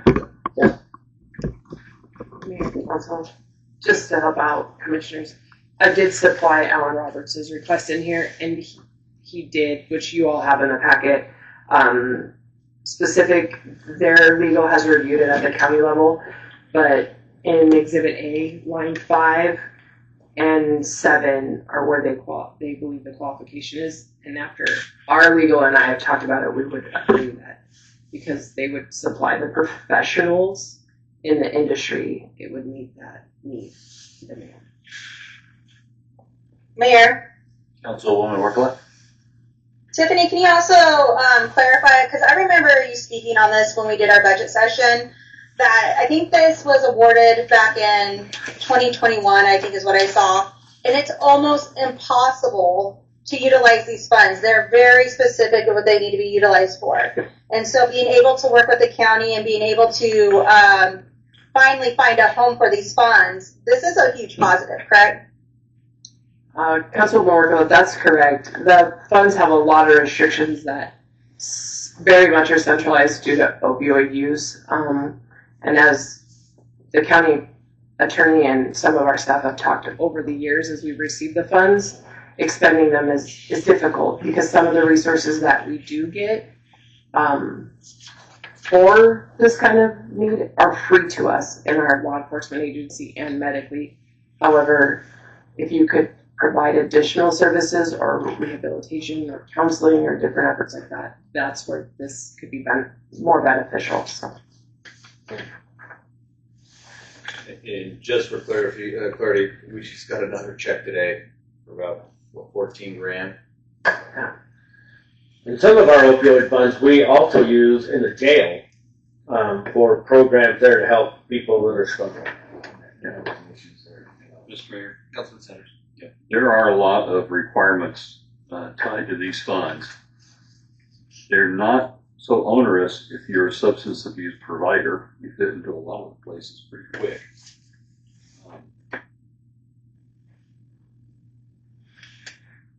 I will defer to legal counsel and their guidance on this. So thank you for your information. Yeah, do that. So council, it's been motioned and seconded. Any further discussion? Hearing none, I'll call for the question. Councilman Harjo? Aye. Councilman McCarthy? Aye. Councilman Sanders? Aye. Councilwoman Wirkkala? Aye. All right, we're going to run down to action number 5. Deliberations regarding proposed versions of cooperative agreement between Orange County and City for dispatch services. Authorize the mayor and city clerk and police chief to sign. So with this one, we've worked it all out. I think Councilman Harjo and Sheriff Hollingshed, we got some of the numbers that they requested. I think it was a 5% uptake every year for the next 5 years. Yes. Yeah. So, Mayor, thanks. I met with Sheriff Hollingshed, Mike Gray, Mr. Berry, and went through the contract with fine-tooth comb. Council had previously put forth an iteration back in 2025, and obviously some things have changed since then. The county clerk has changed, the chairperson of the commission had changed. So in looking at some of the administrative stuff, that brought up other conversations about some of the verbiage that was provided in there. And in further conversation with the sheriff's staff and the HR department for the county, just trying to take a look at what the actual costs of headcount are and that kind of thing. We came to a table of figures at a 5% increase every year. The dispatch agreement starting at a $90,000 labor and other costs with a $10,000 additional ILETs for a total of $100,000 for the first year of implementation, with a 5% increase to the labor and other costs every year there. Afterwards, ILET stays the same at a $10,000 annual, where we, as the city, will be billed by the county if we go over on those ILETs runs, which are just an actual cost that are transferred through the state when those plates or licenses get run. So it's a pretty straightforward approach in that sense. There is one change that I would like to make through interlineation after discussing one of the one of the more detailed points where previously in the contract we were trying to set out a 60-day net to collect after receipt of an invoice, or 60-day net to pay after receipt of an invoice. After talking with the commissioners and other county staff, the sheriff, and some of his staff, it would be more logical to pick a date, on their side of the fence. For us, on our side of the fence, we discussed perhaps just picking the date of like November 1st, for instance. But after talking with our staff in-house here, that the timing of our fiscal year might make it very difficult for us to have, essentially, to catch the right cadence. So I think my request would be, if we're going to pick a date, that would be to be paid before November 30th. That gives us a number of council meetings to hit the cycle to make sure that the county is paid in that one lump sum annually per the contract. If that is amenable to the council, I can read off what the intent or what the intended verbiage there would be. Councilman Harjo, are you on version 2 or 1? This will be version 2, and then subsequently creating version 3. In section 13, below where you'll see the table of annual fees and the increase amount, following paragraph previously read, payment shall be made within 60 days of receipt of the invoice, and each subsequent year during the duration of the agreement, Elmore County shall issue an invoice to the City of Mountain Home for the fee. My wish is to replace that entire sentence, strike through from payment shall be made within 60 days all the way through the City of Mountain Home for the fee, and replace that with the payment shall be made by November 30th of each year of the contract. That kind of hits both what works for the county, for us operationally, internally. I think that would be my only requested change to version 2, creating a version 3. Councilman Harjo? Councilwoman Wirkkala, yes. Yeah, you suspend Robert's rules for this, right, Mayor? Yes, ma'am. Okay, thank you. I think we can I'm cool with version 2, right? Let's do version 2 and just amend your date on there. And I'm good with that. Councilwoman Wirkkala, it really came down to the dynamic of how the operation on both the county side of the fence and the city side of the fence work. For them to create the invoice, we have to find the person within the department to fulfill that need. The request through all the discussion was to just replace that function with providing a specific date to be paid due by. Yeah. No, I agree with you. That would be the November 30th part. But what this eliminates is the county's onus to deliver an invoice. That's the intent of the strike through. Yeah, no, it sounds good. I'm fine with it. And I'm fine with the annual fee increase of 5% for the next 5 years. The only thing I had was number 12. The old version had us, no one really knew who was paying for the radio, so we fixed that one, and that was a catch on the county side. They didn't want us paying for their radios. Yeah, just kind of cleaned up the language in that part to make sure that the division of who was responsible to purchase what was clear. But if that's amenable to the council, I'll go ahead and make a motion to approve the cooperative agreement between Elmore County and the city for dispatch services in version 3 with the interlineation changes, and provide for city clerk, police chief, and mayor to sign. Second. It's been motioned and seconded. Any further discussion? Councilman McCarthy. Just a clarification. So I'm good with version 2 and the increase. Just Paul, in section 13, it talks about the city shall pay the county a sum of $90,000 and an additional $10,000, and that goes into the ILETS percentage section. Right. I figured we'd probably be taking that $10,000 out, and then it would actually specifically say the ILETS section, correct? Because of that increase. To me, I'm reading this as it's $90,000 plus $10,000 and the increase. That's. I didn't read it that way. You mean the 5% on top of that as well? It says right here, yeah, section 13. Consideration. Pay the county the sum of $90,000 and an additional $10,000 and islands. Percentage from section 2. The following Doesn't say and islands. The following brief one sentence paragraph just above the table then also reads each subsequent fiscal year the labor and other cost portion of the fee shall increase by 5% annually, and it does not refer to islets. So the islets will stay at a static 10,000 through the duration, and the labor and other cost portion is what increases for 5% annually.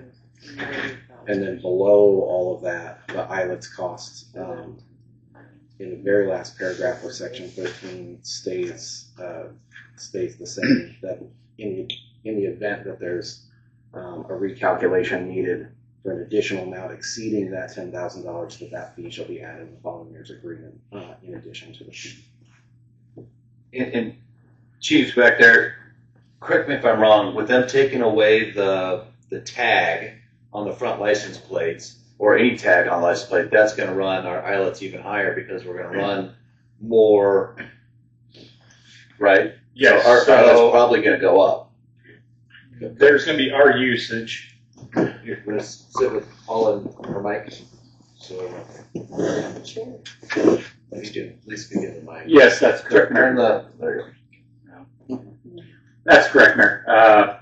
With the city usage from our mobile data terminals on the computers, we're going to have an increased cost of that. And anything we run through Elmore County Dispatch, there is that chance of a greater fee. So in-house, right, we're able through the units themselves without contacting dispatch to run our own islets. Yes, we want our officers to use their computers first. Yes. And not call out every license plate to dispatch because it's doubling the work. And that is distinctly separate from this contract. That's what correct. the ILS reference in this contract refers to is when an officer makes the call to dispatch and dispatch runs the ILS check.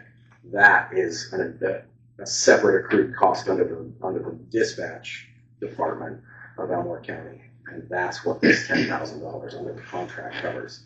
Now, if those costs exceed $10,000, then the following contractual year, the Elmore County Sheriff's Department will alert the city, hey, you've gone over by X amount, and that will be added to the following year's payment to make up for the previous year for those specific calls to dispatch for an ILS run. So not only it hits us, it hits the county as well. Yeah.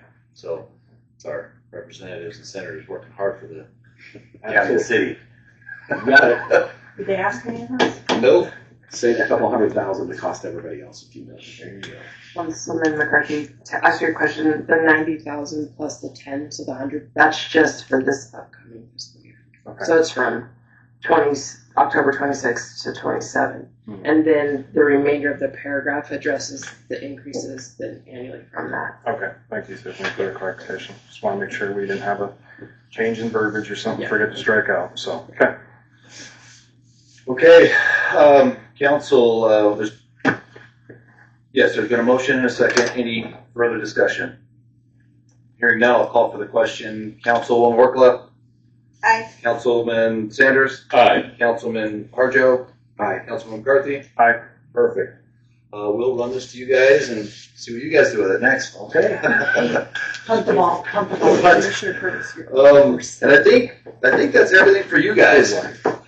Yeah. Thank you. You get this for Major. Yes. All right. Thank you.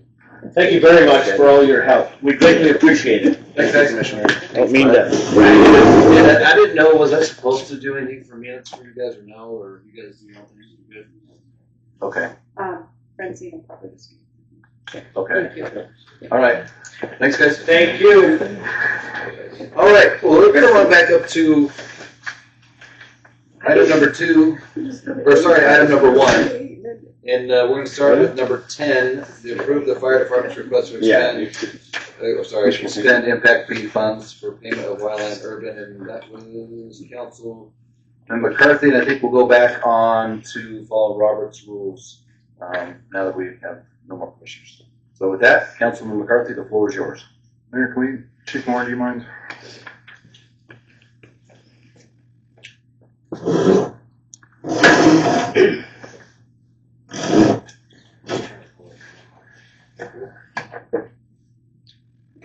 right, Chief, thanks so much for the question. I know this is kind of, I just want to have a kind of conversation to see your thoughts on the go with purchasing the fire engine. I know you and I have talked in the past about additional substation on your side of town and that, so I just want to have that kind of conversation, see what you're thinking. I know we have new leadership coming in, but I think just having this kind of conversation of why we got to here, what the thought process is, just so the public knows, versus, when we're getting to $300,000, or excuse me, 280, almost $300,000 of impact fees for going towards fire engine versus are we trying to save up for an actual new station on the other side of town? So I just want to kind of pick your brain and see why this direction, so to speak. Okay, sure. You want my version of why I wanted to go this direction on the impact fees versus budgeting, using budgeted money for the purchase of this? Yep, instead of saving the impact fees for going towards that new fire station, substation like we have in the CIP project. Okay, so my take on this was, in one case, we've got a shelf life on our impact fees as it is. I know that anything that we're looking at by doing substation or a main station is going to be something that is going to be cost prohibitive and not going to be met in the duration of the impact fee lifespan. What I was hoping to accomplish is right now that one of the identified things in the impact fee study was that we put forth 2 structure engines in that as well, along with the SCBA. So it fit that bill, checked that box, and it also it allows us. So we're going to have to come up with alternate funding, no matter what we do, in my estimation, my opinion. So we're going to have that, but we're also going to have an immediate need right now. I see it as an immediate need for this truck. Hence, we put forward, and you guys were gracious enough to let us proceed with the purchase of that truck. This is also in terms with working with a 60-40 split with the rural on this thing. So in terms of costs, meeting their needs, meeting our needs, and also being able to use money budgeted for other needs here currently and use these impact fees versus pushing them out going forward at the risk of losing them. I thought it would be a good use of the funds. And I know we implemented, Mayor. Councilman? I know since we implemented that 2021, so you were saying the expiration of those funds being the 8 years, so I know we're coming up closer to it. I just was looking for the new substation on that. We had the amount included. It was around $340,000. You had the new fire station listing at $2.5 million on that. So if I'm understanding you correctly, you're saying it's your expert advice that the engine is more needed right now than a substation on the other side of town. Yeah, that's my opinion. Absolutely, yes. And then, Councilman, there's also they allotted $300,000. Didn't they budget $300,000 for a substation or land or something in your budget? Yeah, that is correct. We have money that's been carried over for the next budget cycle for that to allow for some things. And also, to be honest, with the new chief coming in and his view on things like that, I'm just saying that we can. In my conversations with him, he has some experience with this type of growth and things that he's done in the past. I don't know his experience, can't speak to any impact fee usage, but he's in agreement with our conversation today in terms of this as well. It's good to know because, again, that was something that I know for next year's budget we had the $300,000 these impact fees. It's like, talks that we've had with EMS in the past and that in the county to try and look towards cost sharing when it comes to the station. So that's really where I'm trying to figure out, and I appreciate your input on that. Is this, are we looking at an engine or are we looking at a substation on that side? So It sounds like from you that it's the engine piece that you think moving forward.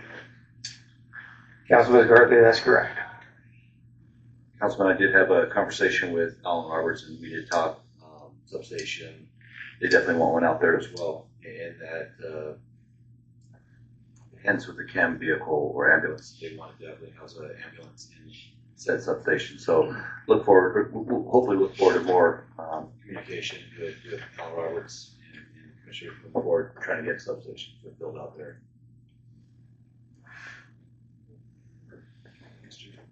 All right, council. Any other questions for outgoing Chief Moore? Friday's the day. While you're in the hot seat, thank you.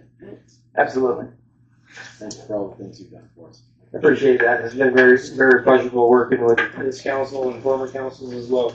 So really quick, tell them about the WUI. It's not just for it's not just going out in the desert, but this thing is kind of like the fire engine on steroids, shorter wheelbase, so you can get into tighter corners in, let's say, urban, like a really compacted housing unit, or when he was out there and explained all these things to me, that's kind of like the fire truck of the future.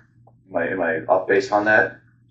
No, I mean, it's my considered opinion, and it was and not just my considered opinion. Everybody involved in the process of this thing through research and through just our needs with our topography that we have, our growth where it's going, it's all going, it's pushing out to the desert. But this thing it does have pump and roll capabilities, it has full structure capabilities. It will reflect that on our SRB rating. And it's a great help it's a win-win. It helps the rural, it helps that. And to be honest with you, I think that there's going to be a need, if that need arises, for use out even at the airport. Well, it's got a foaming capability now. Yes. To it, which is a gun nozzle. Yeah, it has a turret on the front of it that you can spray foam and do that. You can do it with houses or whatever. So I mean, it does have all those capabilities, and it's the future. So it was $750, right? Ish. 735 rough numbers, and we got discounts. So. But then a new, like a regular fire truck is like $1 million, $1.5 million, right? Yeah, they're going north of $1 million right now. And the other thing about them is that they're also, they're not catching up very quick as far as their build goes. So to me, it's a no-brainer. Just food for thought. I just want you guys to know it's pretty cool. If you want to go see it, it's a fire station. So with that, council, what do you guys want to do? A motion to approve fire department's request to expend the impact fee funds for payment of the wildland urban interface fire engine. Mayor. Councilman Harjo. Make a motion to approve the fire department's request to expend impact fee funds for the payment of wildland urban interface fire engine. Second. Got a motion and a second. Any further discussion? Hearing none, I'll call for the question. Councilman Sanders? Aye. Councilman McCarthy? Aye. Councilwoman Wirkkala? Aye. Councilman Harjo? Aye. Okay, we're going to run down to number 11. Approve the fire department request to expend impact fee funds for payment of the 5 self-contained breathing apparatus SCBAs for wild urban land interface fire engine. Mr. Mayor. Councilman Sanders. My questions have been answered. I'll move. We approve the fire department's request to expend impact fee funds for the payment of 5 self-contained breathing apparatus, the wildland urban interface fire engine. Second. It's been motioned and seconded. Any further discussion? Hearing none, I'll call for the question. Councilman Harjo? Aye. Councilwoman Wirkkala? Aye. Councilman McCarthy? Aye. Councilman Sanders? Aye. All right. Thank you. Approve Idaho Power's request to exercise the lease extension of Bennett Mountain Industrial Substation Yard leasing and authorize an execution for any required documents. Councilwoman Wirkkala, I think that one was yours. Yes, it is. Thank you, Mayor. So it sounds like they want to. So the current contract was for 1 year, and I want to then extend the lease term for additional 5 years. But as we just did with the county, everything within time goes up. When I owned a business, it was called a rent rider fee. I don't know what it's called with this, but I feel like there should be a certain percentage of increase with this lease every year. I would put out to council what do they think about a 5% increase every year?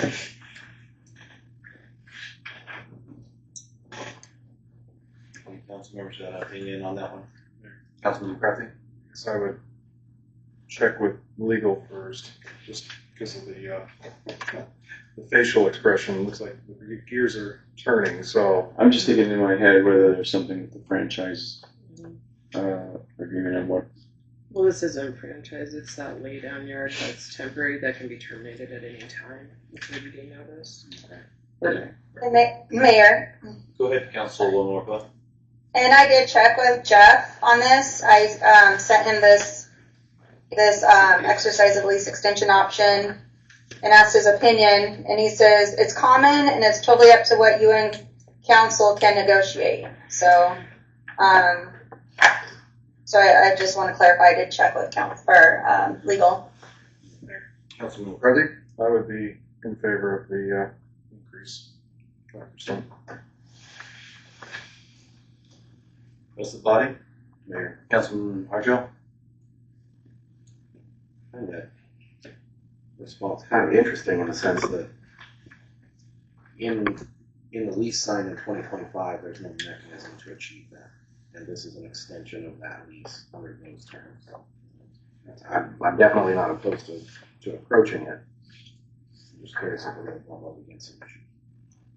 So, council, do you want to pull this one and have me ask the question to Idaho Power? How that looks, or have legal draft something and send that to you to see how that looks? Mr. Mayor, Councilman Sanders? since this appears to be an open discussion with no item for us to take action on at this point, no motion. I will note for the council. Documents done, but he said, I'm not gonna come to the county with the documents until we know what the city's gonna do. Yeah, so that's I mean, that's what he told me That would earlier be why. today, and I'm like, fair enough. the That's exhibit why. lies within then the petitioner, so they have to have your resolution to advance forward. I got you. And they have to have Gwynn's Ferry's essential. They should be voting on theirs too. Yeah. And I think our deadline is, August 28th. It does, yeah, it does say the deadline is August 20th. So it's been a motion and second. Any further discussion? Members, that the way this lease currently is designed, if they want to execute the option for 5 years, we would expect full payment of each of the 5 years at the time of the execution of the extension. That's the way this is written. It also is written so that they end the need for that property early. They can vacate the property and we give them back a prorated amount of what they had paid. That mechanism being in place and keeping in mind their generosity of late, I'm inclined to leave the document as is. Mayor, Councilwoman Wirkkala? there is no harm in asking, and you don't know until you ask. So if they came back and said absolutely not, then we can take it from there.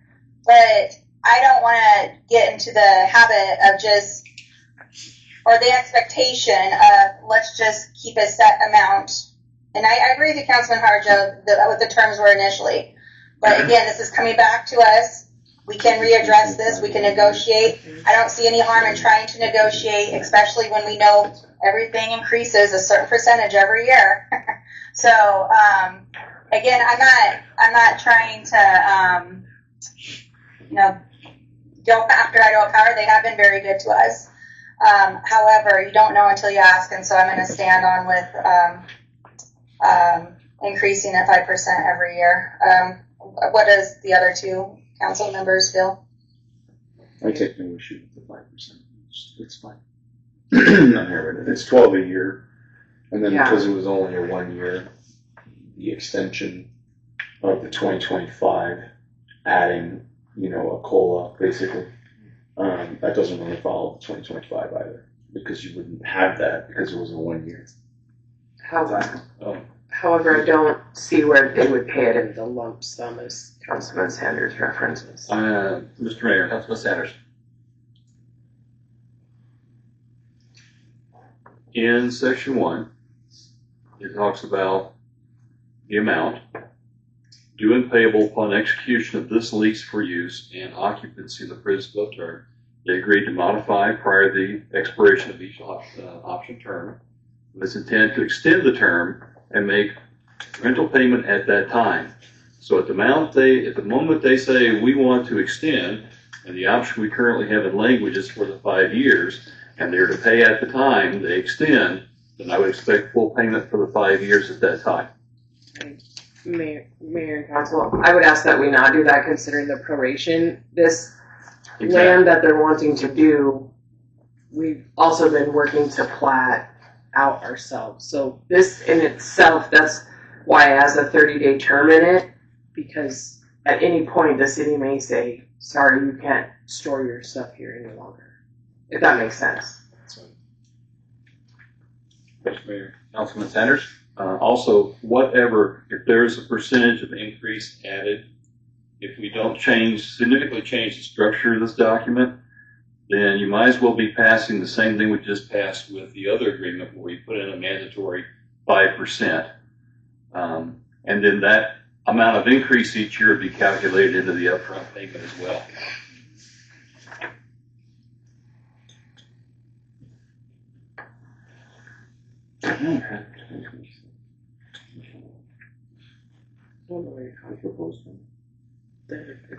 There is no proposed.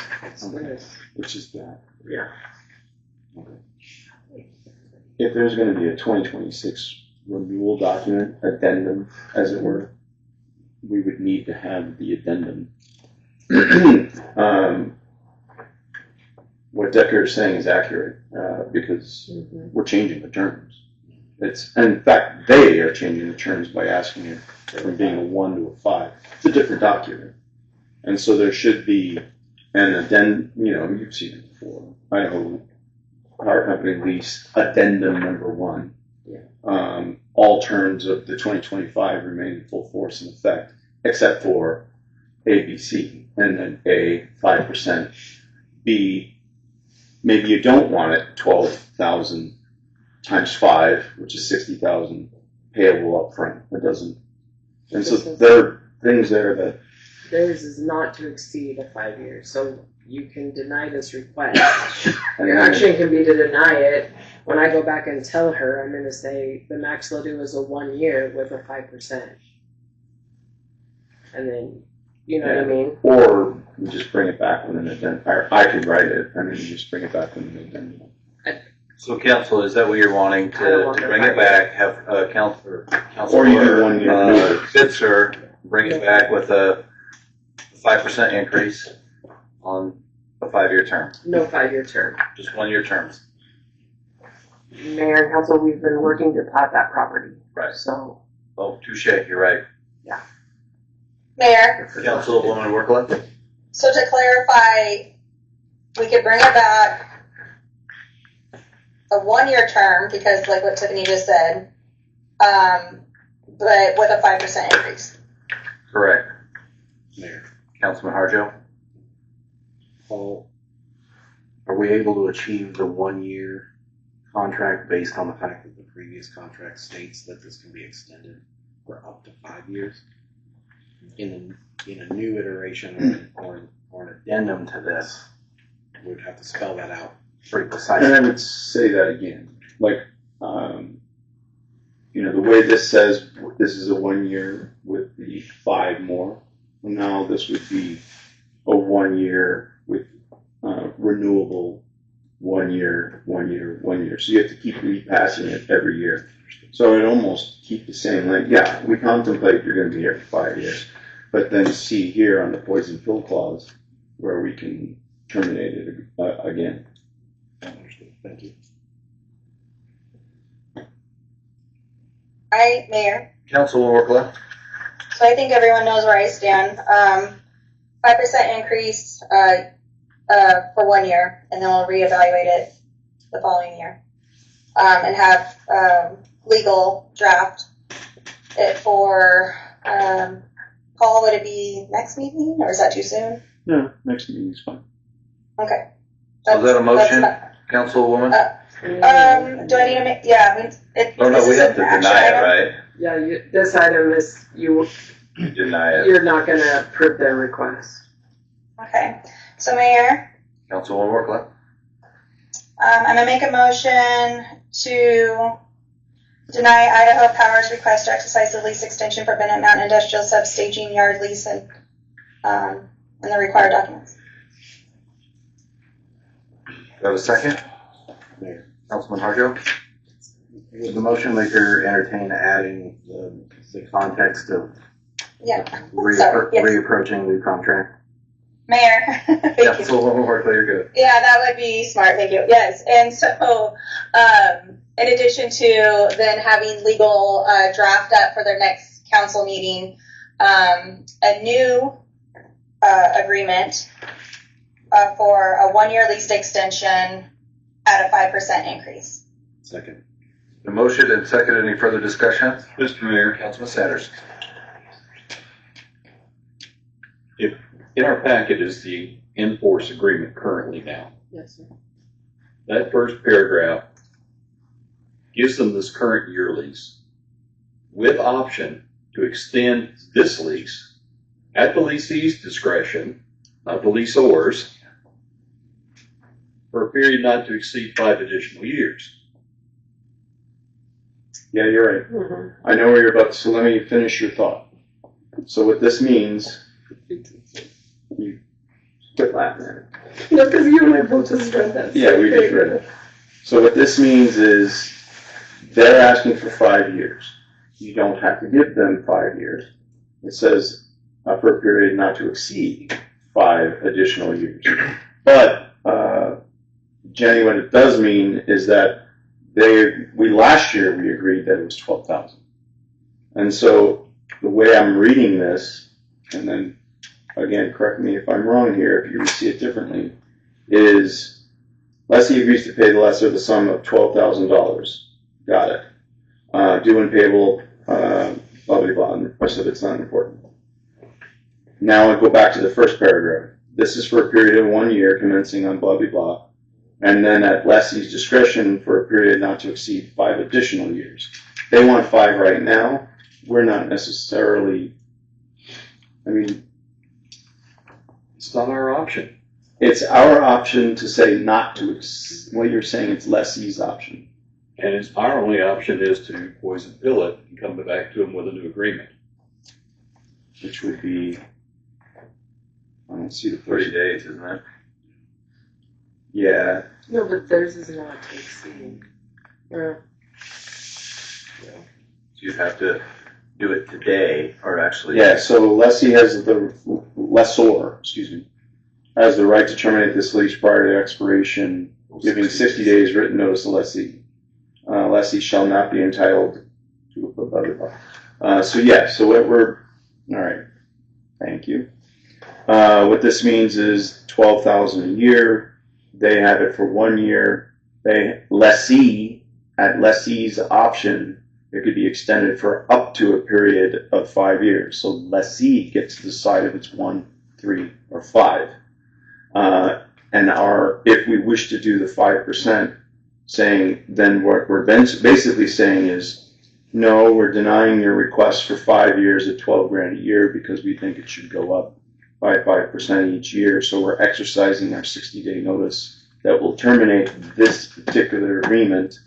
And then we could renew it, bring it back, but we're going to renew it with 1 year terms of 5%, or 5 years, but it's 5% every year. So that, yeah, whoever wrote this contract, I want to shoot them.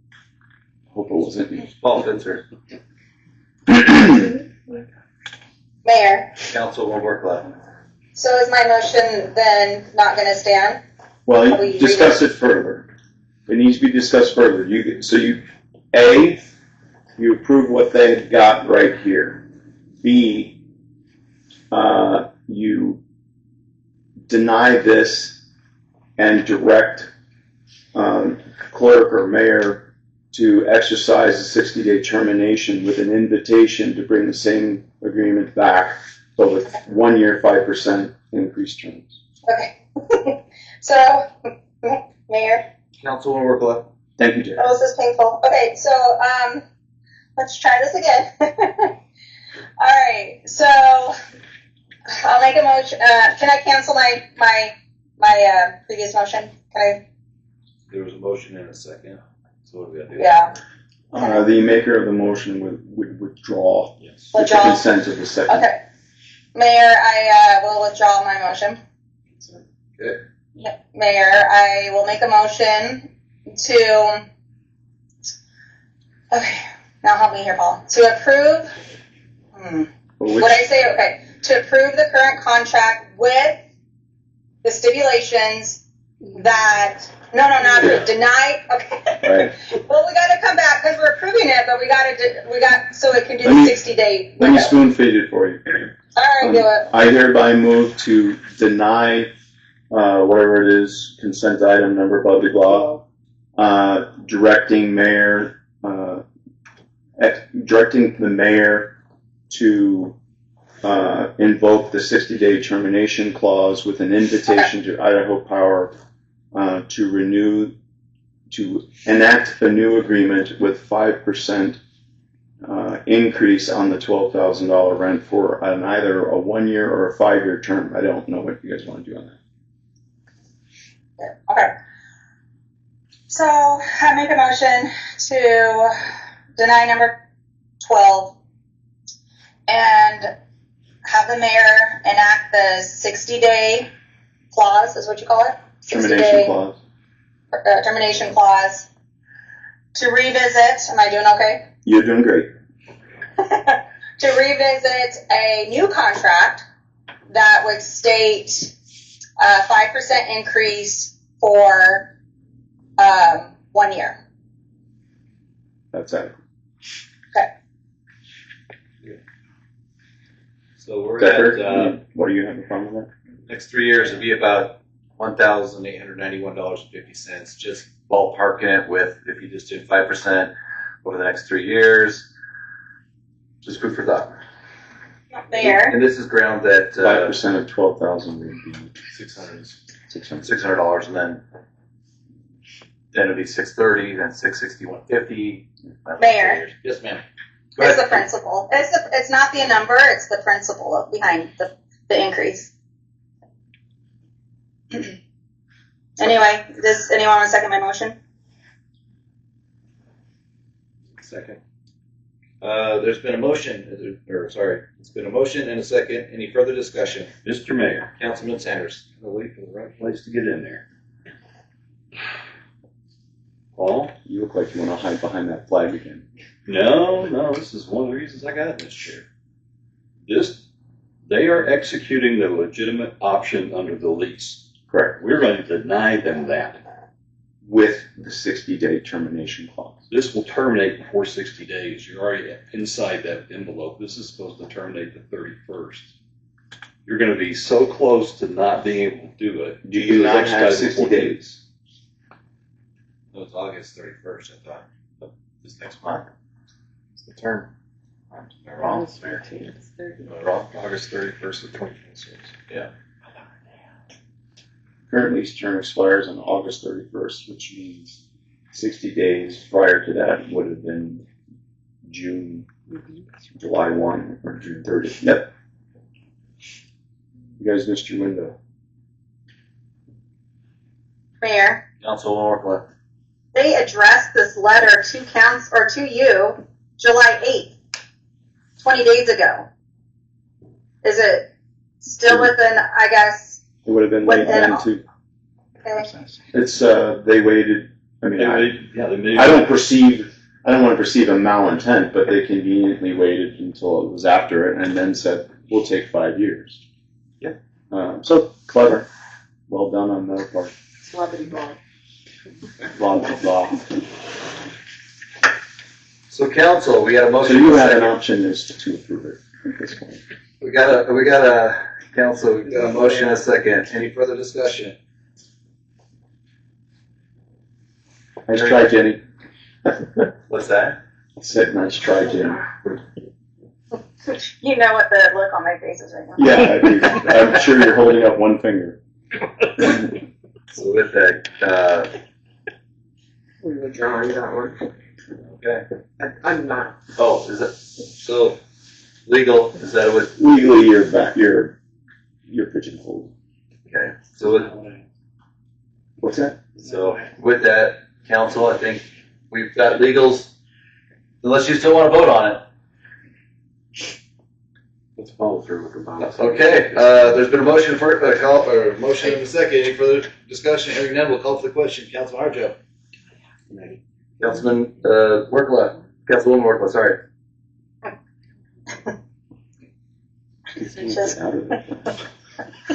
Oh, gosh.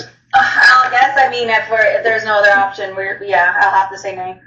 Yeah, it's a Councilman McCarthy? Nay. Councilman Sanders? Nay. Okay. Well, Councilman Harjo. Oh, you could have withdrawn it again. That's me. But I agree, The vote but doesn't preclude us from being able to agree with this. Oh, we've That was not, just- we've not that was approved the denied. extension. That So was Right. That was Now you gotta denied. approve the powers request. So with that, Mayor, make a motion to approve action item 13 to approve and renew, excuse me. To approve Idaho Power's request at 12. All over the page here. Start over. A motion to approve action item number 12 to approve Idaho Power's request to exercise the lease extension for the Bennett Mountain Industrial Substation Yard lease and authorizing the execution of any required documents. reluctantly second. With that, been a motion and a second. I'll call for the question. Any further discussion? Yes, Mayor. Councilwoman Wirkkala. Paul, yes, ma'am. we're 100% pigeonholed. I keep waffling every time Decker points out a sentence to me. And then she keeps saying, no, it's good. Yeah, the way I'm reading section 6, lessee can do it with 30 days written notice anytime. We are bound to do it only 60 days prior to the end of the term. And so if, in fact, the end of the term is August 31st, 2026, and we have to do it 60 days prior to the expiration of that period, we missed our window. Which means now looking at that first paragraph where it says that it's at $12,000 for a 1-year term with the option to the lessee to extend it for up to, not to exceed 5 additional years, they can choose. It doesn't say lessee or lessor, it just says lessee. So the lessee can choose at their option 5 years at $12,000 per year. I don't necessarily think it's $60,000 up front. I think it could be read because of the quote unquote additional terms. I think that's equivocal. And we missed our window, Jenny, from August, 60 days prior to August 31st, 2026. All right. Been motion and second. Any further discussion? Hearing now, I'll call for the question. Councilman Sanders. Aye. Councilman McCarthy. Aye. Councilwoman Wirkkala. I told you I was tired. Councilman Harjo. Aye. Gonna run down to item number 13. Approve agreement to renew the waste collection service contract. And this is the one I think we pulled because we want to do the interlineation change for the Idaho code, correct? That was the only thing we wanted to add to it was the Idaho code section. Councilman McCarthy. And we were waiting. Oh. Get all that information. So with that, council, what do you want to do?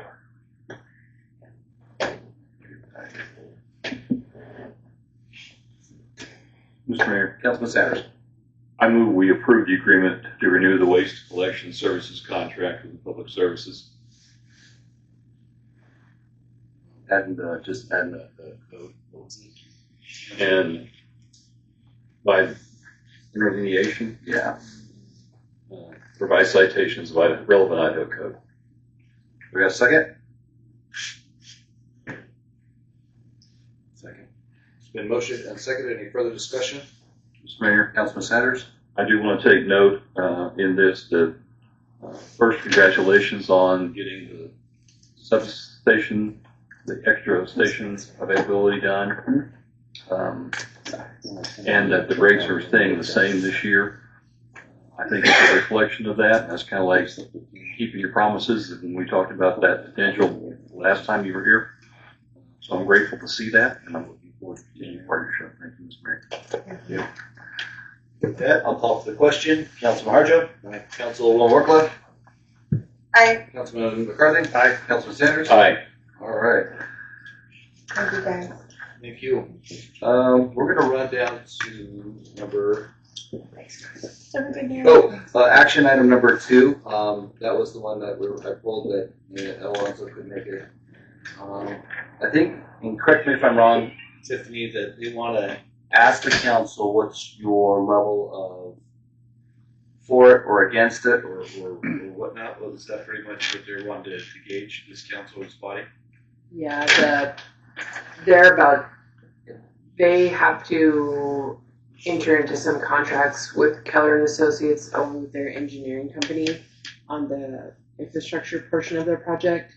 And before they proceed with large expenditures, as studies can be, they want to know how the body will entertain the growth or those kind of ideas. So they will come and speak, and like they came and talked to us the other day, and considering we have 2 new individuals and things have changed and things don't really progress very rapidly with them, we advise that they come and speak.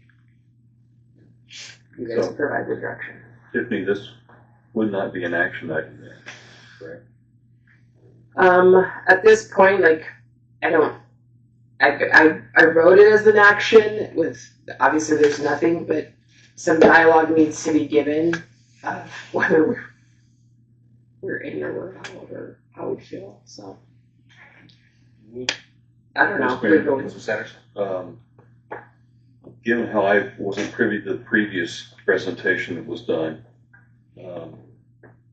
if the content of that presentation is not confidential in any of its sections, rather than, and they do want dialogue with us.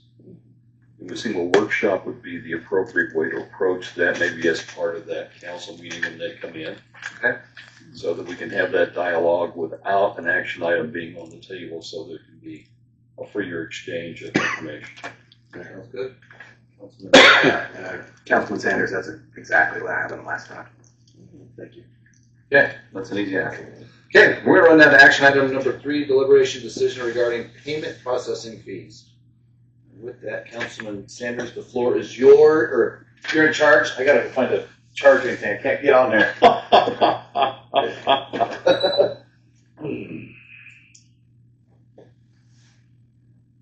Council members, you've had in your packet the information provided by staff regarding options toward the issue of convenience fees.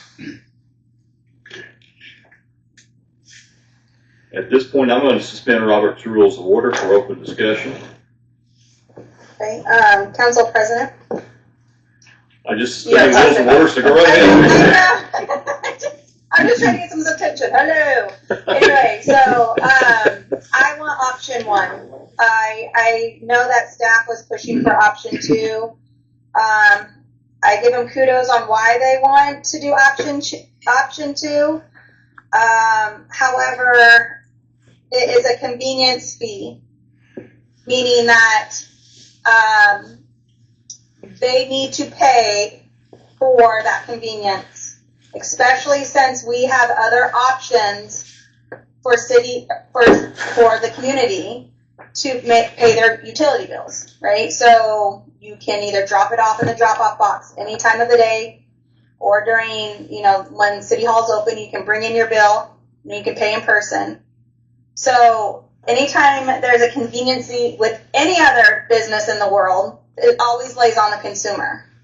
So when it said that the city was absorbing this convenience fee, it's not the city that's absorbing it, it's all of the taxpayers that are absorbing it, but not all taxpayers are utilizing that. Go save a stamp if you don't want to pay the convenience fee, and just drop it off in the drop-off box or within City Hall. I know that it said that if the city, let me get my glasses on here. It says, the council determines that additional cost recovery is necessary. The city can transition to a full submitter model at a later date, but beginning with the hybrid model allows both customer and city staff to adjust gradually to new payment structure. reducing the likelihood of customer confusion or dissatisfaction during implementation. However, if you raise a price, it will make people upset. But then if you turn around a year later and raise it again, it'll make them even more upset. Just have them pay the 100% convenience fee and straight up initially without doing the staggered increase. That's my my opinion. So option one.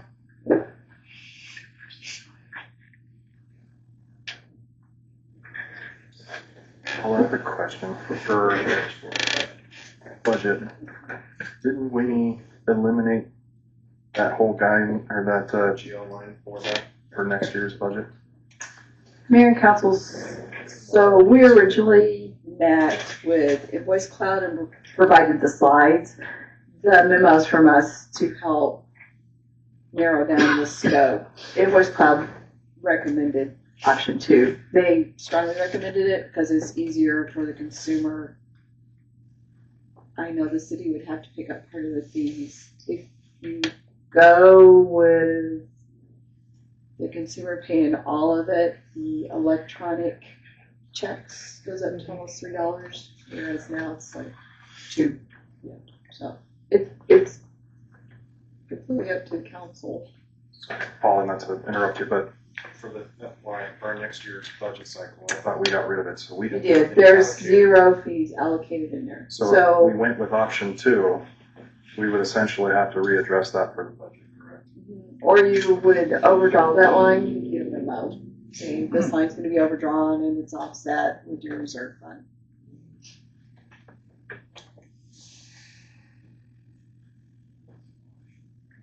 So I think the reason why this got brought on as an action item is because this was a staff memo at our last meeting, and I made the request to bring this back on as an action item because of there's options, right? And we need to be able to vote on the options. But yes, Councilman McCarthy, you are 100% correct that what you said during our budget session is what we agreed upon. So that's option 1.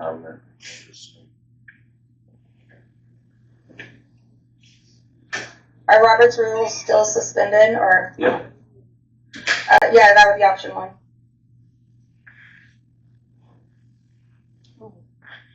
Oh, I hate to ask you, shooting off the hip, I know how much you love that.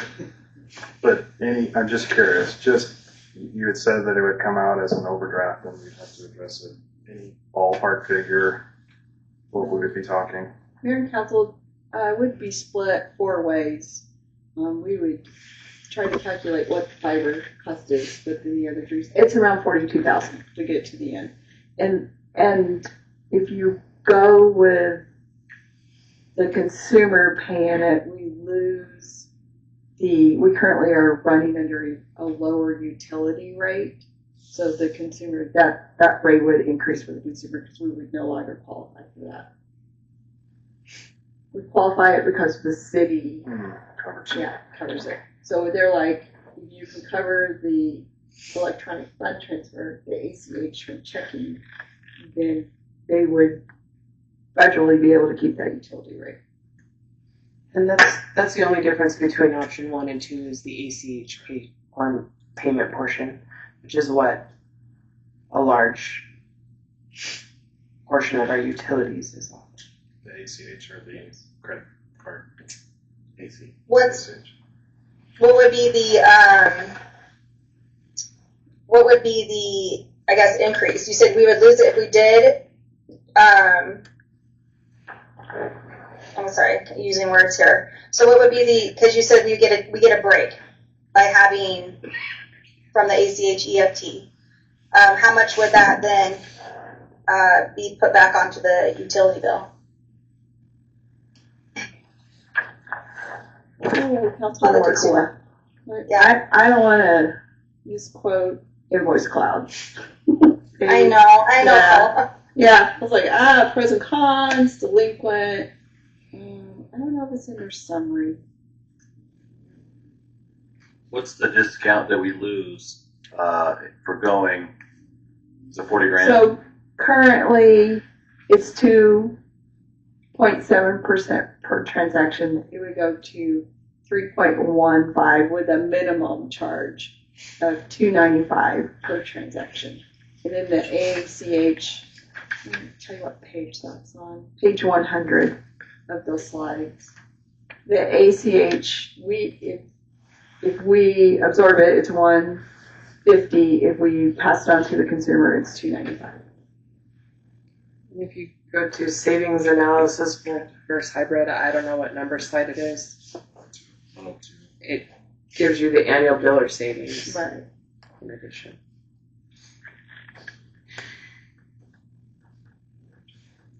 Paula, it was quite substantial. It was over 100,000 previous budget or this current, wasn't it? Right. So 182, that green full submitter. Yeah. But if we did do option 2, how much then is the city going to have to pay? Because the city will still have to pay out a portion. Right. Where's that? Councilman Wirkkala, it's on page 102. 40 grand. 40 grand. Yeah. Or, yeah, $40,128.62. Is what the city would still have to eat. So I guess we need to balance what would be,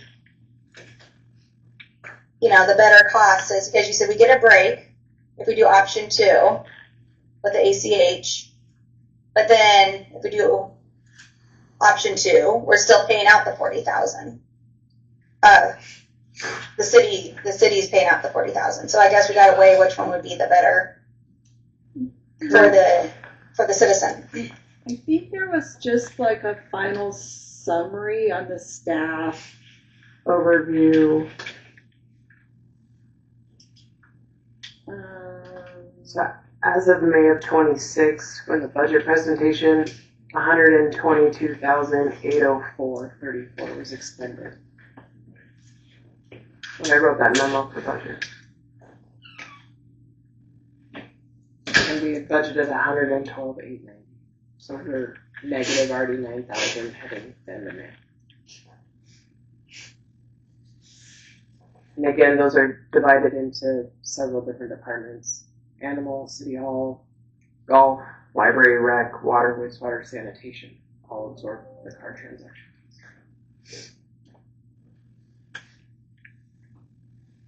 The 22% projected attrition stands out. Paula, in the discussions with them, did they have any direct feedback about the attrition, or what payment method that might drive them to, if they're getting away from ACH and EFT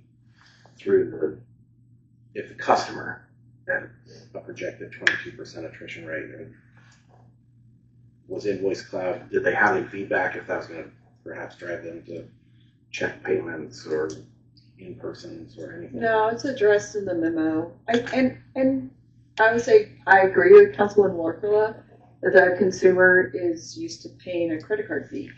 When we first set this up, I don't know, 20 years ago, the consumer was not used to paying a fee for that convenience. So I agree with her in that aspect. Invoice Cloud recommended doing a hybrid because it's easier for staff and for our customers, and feel like, okay, I don't want to pay that high fee. Well, we have another option. Thank you. Yeah, I don't know if I'm any help at all. No. Any input to that?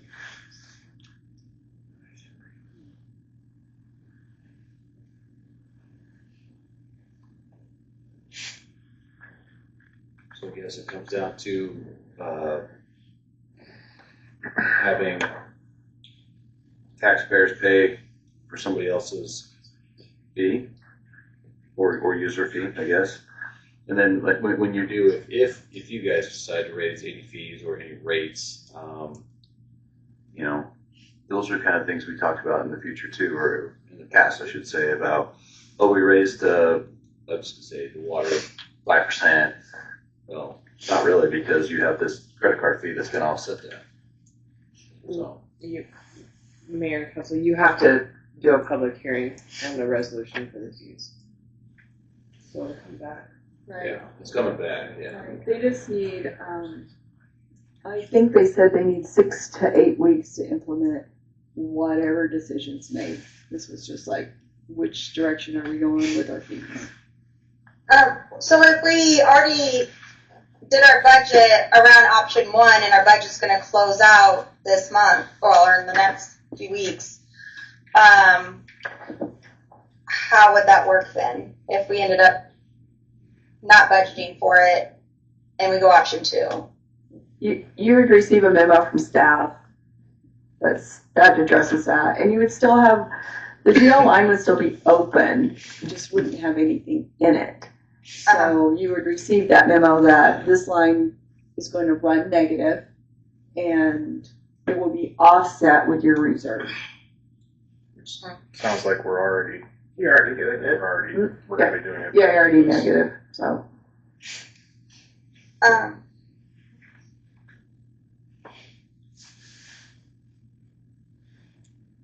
right, council, which one do you want to do?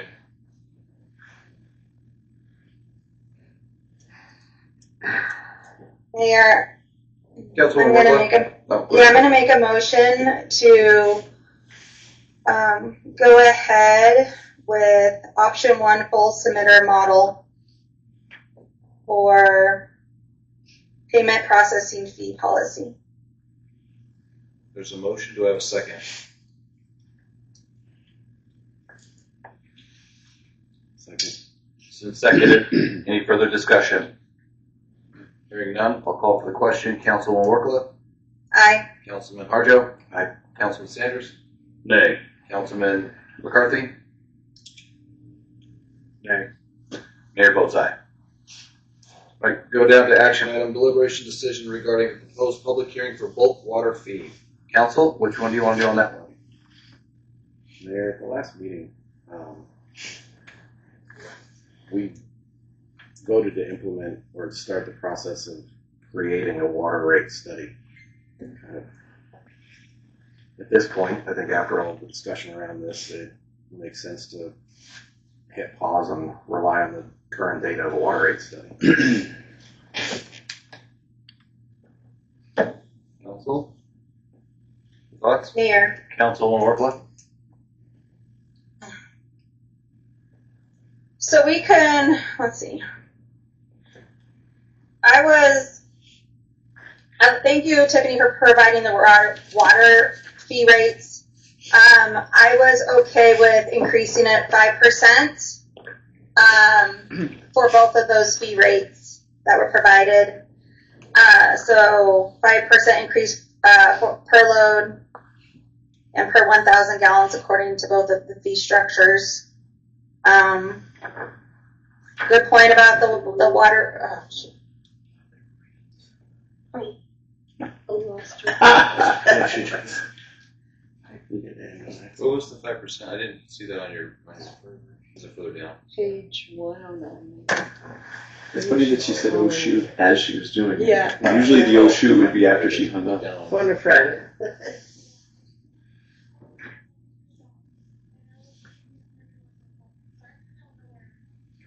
Oh, hang on. Let me put you on speaker. I thought you were just wanting to talk to me. Okay. Just to chat. Oh, I just hung up on her. Oh my gosh. I'm sorry. Jeez Louise. Oh my Lord. I'm incredibly sorry I hung up on you. No, I was gonna stop talking in the middle of a sentence or just No, I hung up on you completely. Like I just hit, instead of speaker, I hit end, so. You should have answered the phone and said, "Domino's." I'm sorry. Yeah, no, guys, I apologize. I'm in the middle of nowhere, and I was looking everywhere for an outlet, and I couldn't find one. So anyway, but yeah, so I'm open to the 5% for both of those fee structures. I know that it was initially proposed at 5%. Ooh, I have bad feedback there. Where's on my phone again? And then I think it was like, oh my gosh, 700 and something %. But I do agree that maybe a water rate study might help drive that bulk water increase. I just want to hear what the other council thinks about increasing at 5% for both of those fee structures. Council, what do you got? Mayor. Councilman McCarthy. I'm more inclined to see our water study and have that completed and come back. So. Councilman Sanders. Mayor, members of the council, I'm not comfortable just doing a blanket increase on a blind shot. We've gone through the work, we've gone through the discussion, we've gone through the angst to settle in on having that water study done. I could more easily defend what's going to be the outcome. And again, I don't want to go through this twice. We do it now, the study finds that we're woefully undershooting this at 5%. We want to do something different. We're going back through another public hearing. We're going back through that process again. I'm anticipating it's going to be more than a 5% that's going to be justified here. So I just as soon go through the pain of having that done once and with data to back up the decision we wind up with. So in that regard, I would prefer we table this. Mayor. Councilwoman Wirkkala? Yeah, I think what everyone said is smart, and I think we should just table it then until we get the water rate study. Is there a need? All right. Mayor. I got two. Who wants to go first? Councilman Harjo? I was going to make a motion. That's yours. Yeah, if I might.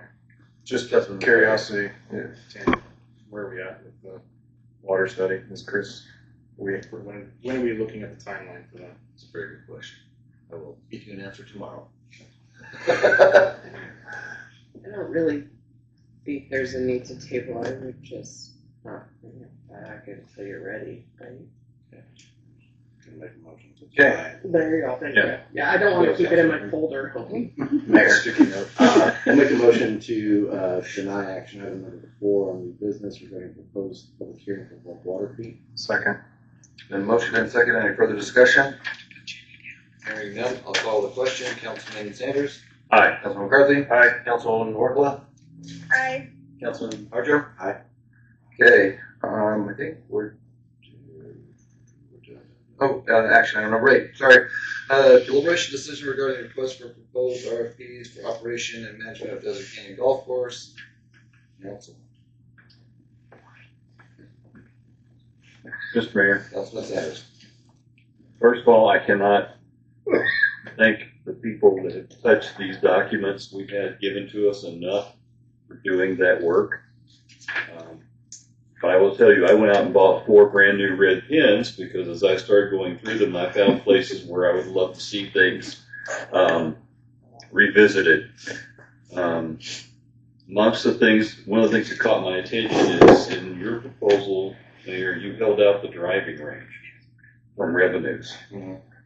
I don't know if that comports with my understanding of how we left this, where everything was supposed to be on the table for a response back. So I want to go back and look at that some more. The scoring system that was identified in these models, I think is, with all respect to the people that put the work in, I think they're a little rudimentary for what we're trying to get when we get a response back. And I have a model that's been used when we did the contracts for the Idaho Department of Correction when we went to private contractors to run prisons that I would like to submit to this group to consider having as the evaluation model for that. Because if we are looking at contracts, it's going to be a fairly sizable contract. So I think a look at that I would like to be able to do. So at this point, my hope is that we would be given the opportunity to take these documents for a little further deep dive, because I think the answer's in these 3, but they're not any one of the 3, if that makes sense. Yeah, and I think Councilman McCarthy did a great job on something like some of the stuff I didn't even think about, and then some of the things I thought about that Tiff didn't think about. Like we all kind of just said, hey, here's 3, mirror them together, do whatever you guys want, and that was my kind of turn us loose and let us do that. Exactly. Mayor, Council, mine really had no. It was just uniformity on how we've been doing them lately, and so that's only my request is some of the uniformity of language. I didn't really have a lot of wow like you two. You guys had some pizzazz in yours, so. But I would like to advise, the timeline needs to probably really be extended. A 30-day turnaround for some of these proposals is really unrealistic in the industry. So just to keep that in mind. And lastly, my one last question as a staff member is who would facilitate the on-site questions? Because I don't know what those are, so that assignment needs to be given. So with that, sorry. I couldn't remember. Thank you, Mayor. After submitting that RFP over, Tiffany, I agree. I think it needs to be longer. It's just something that I was finding in a standard. Yeah. So I think for anyone that'd be interested in this, potentially in this RFP, they're going to need more time. And so I 100% agree. And I will say that I also agree with Councilman Sanders that we've been given some info here between different versions, and I would be amenable to actually have another workshop on the golf course when it comes to discussing these out or bringing it back. So, Mayor, Councilman Harjo. I mean, obviously appreciating the amount of work put into these documents.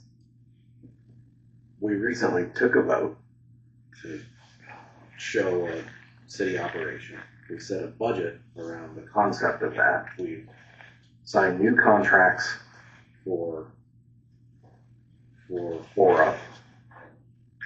We're still under contract for the carts. I understand the concept of this RFP, but we have two completely varying concepts of how this golf course operation is going to run, and we already voted on one of them. And this deviation branch of an RFP runs very counter to every action we've already taken. I guess I'm still trying to understand why this concept persists when we definitively made a decision in the other direction. Mr. Mayor. Councilman Sanders. Councilman Harjo, I don't know if this is going to give you any insight of how I am viewing this, but quite frankly, based on the timing that we were faced with in this past year for the issues we were presented, we didn't have a lot of time to have latitude. We were trying to keep a patient from dying, being the golf course. We've stabilized the patient. We've got the pieces in place to move forward. Is it the final treatment plan? I'm not sure. And I hope that analogy makes some Mayor. Councilman Harjo? Yeah, I mean, it definitely provides the context. However, even in your own verbiage, during the 6 months of discussion that we had about golf, at a number of points in presentation, your hope was to set a stabilization of that model for a number of 2 to 3 years. So this is the part where, again, I go, we've made the decision on this trunk line, and here we are creating another branch of mindset and complete opposite direction of what we had already made the decision for. It does not reflect what the Golf Advisory Committee has told us. I'm still reaching for some sort of understanding on why this concept persists when this was the sentiment across now takes 7 full months of golf discussion. Mr. Mayor. Councilwoman Wirkkala. So I just want to tell you, I do agree with Councilman Harjo on this, that extremely confused because I wanted the hybrid model, it failed. What did pass through the body of council was to go as a city-ran, city employee pro, city-ran golf course. Okay? So with that, Councilman Harjo is correct. Councilman Sanders, you did say, please give me, or give this idea. 2 years. Let's give it 2 years as a chance. If it succeeds, it succeeds. If it doesn't, it doesn't. The reason why I abstained from voting to go out with the RFP because of the frustration level. Like, council just decided to go one way, and all of a sudden RFPs are being presented and wanting to be dropped and pursued. And again, this is why the golf community is getting really frustrated, because we made it our minds decision, the majority. Again, not that it wasn't me, but the majority made a decision on which way we should go. In the same breath, there was a motion to go have RFP, and I was just getting frustrated. So that's why I abstained for going to RFP. I wanted to go out for an RFP, and that was the second option if hybrid failed. As we all know, I don't want it to be city land. But again, I don't always get my way, I don't always get my vote. So I don't know. I agree with Councilman Harjo. I think he's everybody. That's kind of what you're playing as well. Mr. Mayor, Councilman Sanders.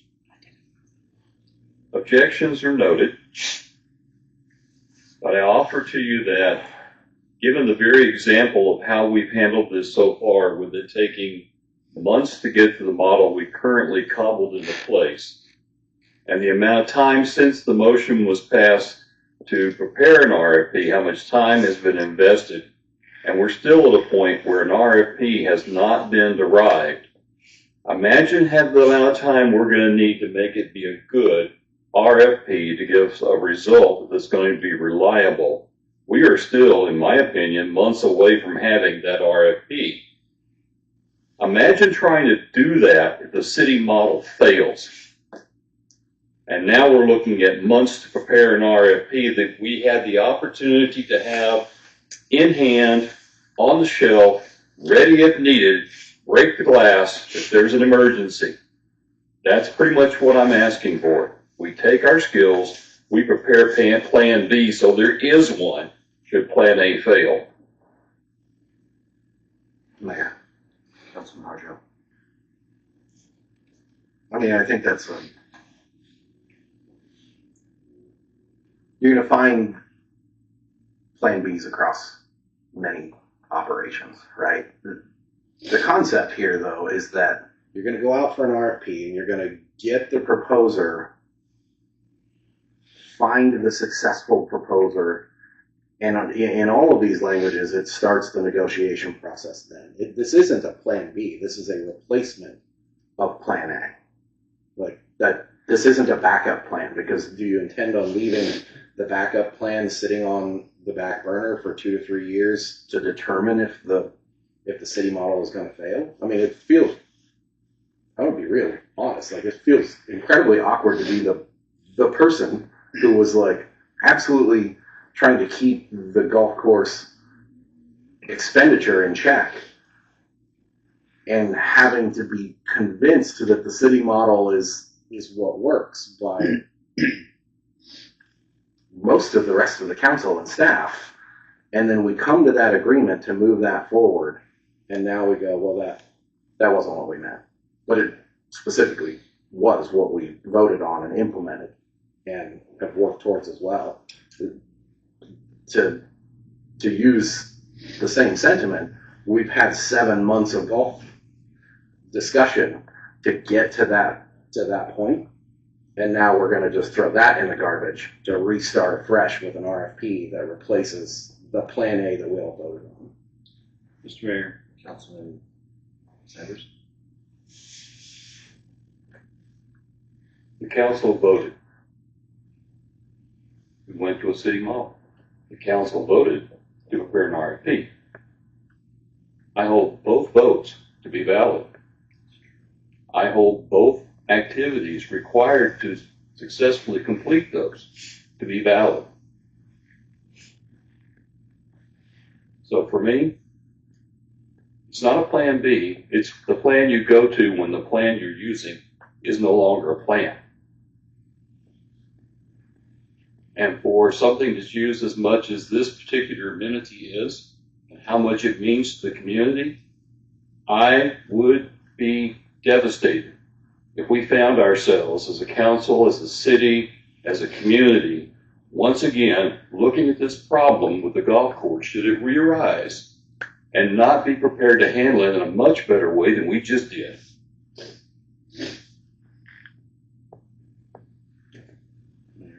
So with that, Councilman Harjo? So further down in our packet, a memo from staff was included regarding Desert Canyon Golf Course revenue comparison from 24-25 to 25-26, where it shows that even in the sustained operation under the previous model prior to any vote, that we're still up $74,000 in change year over year in total operating revenue.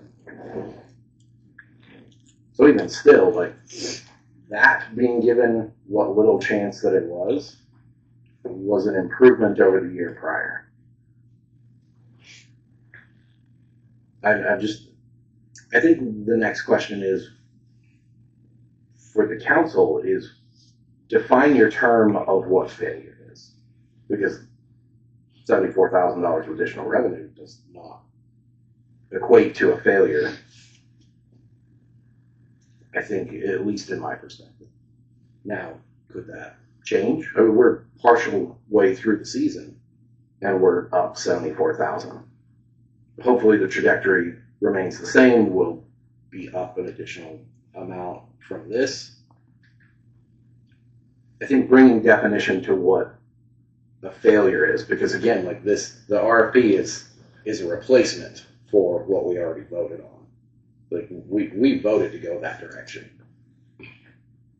I'm still failing to understand the Plan B perspective here, that this is a break the glass in case of. If your ask was to let the city model persist for 2 to 3 years, like, why not table the RFP for 2 to 3 years? Because are you going to leave the potential applicant to the proposal process just sit and wait for 2 or 3 years to define if this is a failure? Or is, from the outset, the mindset is, well, that's the city model is the stopgap until we reach the RFP, because that's not what was voiced, and that's not what was voted on. Mr. Mayor. Councilman Sanders. I'm glad to see that revenues are up. I hope they continue, because I do really want a city-run model to succeed. I want to have every opportunity to succeed. And a definition of failure certainly can be debated. We just approved over $18,000 to go to the golf course out of contingency fund. So I'm glad revenues are up. And we just transferred last year $311,000. I'm glad revenues are up. But like most investments, prior performance is no guarantee of future performance. We got another COVID. There could be a million things that would go backwards. And with the time it's going to take to get this document ready, having the RFP is different than publishing it, the RFP, and requesting responses. But to not have that RFP when you need it, in this particular instance, I think would be unwise. So council, with that, digest it like mine. You can ask all the questions like Councilman Sanders said, why did it exclude the driving range? It's the same reason I excluded, like, all the equipment has to be their equipment, not city equipment, kind of thing. Now, I guess $1 million question is what you can do with all that equipment. Well, let's say someone did come in and run it. I guess I stored it and stored it. I don't know. Maybe that would be a contractual agreement between you and said person, but I don't know.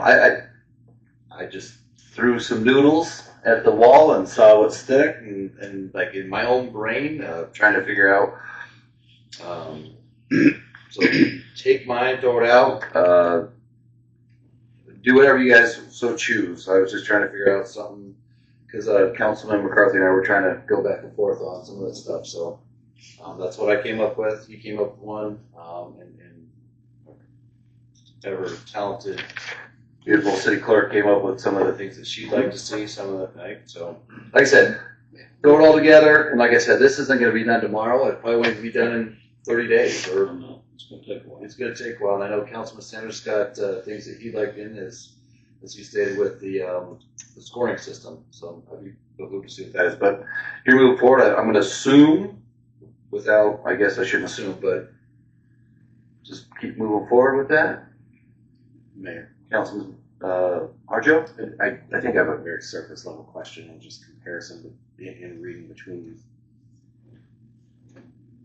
the two documents provided to kind of scope an RFP. It seemed, at least at a surface level, and I just want to kind of confirm the mindset. Mayor, yours seemed to be a model that provided that a successful proposal coming in and after a negotiation that entity would pay the city. Yes. To run that course, and they would then keep whatever profit minus a profit share. Is that Yes. correct? Councilman McCarthy, your model seemed to be said that the city would pay them a fixed rate to operate the course. Is that correct? Right. Councilman? No, the intent of the RFP was to be a general, to let them come with what they have. And this was based off of the model that Twin Falls had, where they also had profit sharing too.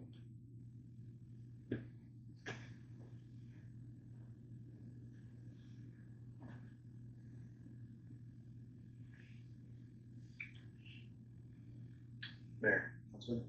Tiffany, I saw you. I didn't know if you had a piece and wanted to add something. Thank you. I did. To save everyone's time, it would probably be wise that in the last times we've done some of these, I just email them all in Word form in track. And so then each of you track, it's a trackable document, we're going to share it, and then we could come back and then have discussion on the document rather than line by line striking through.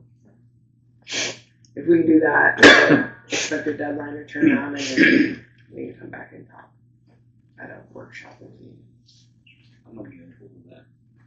Mayor. Councilman?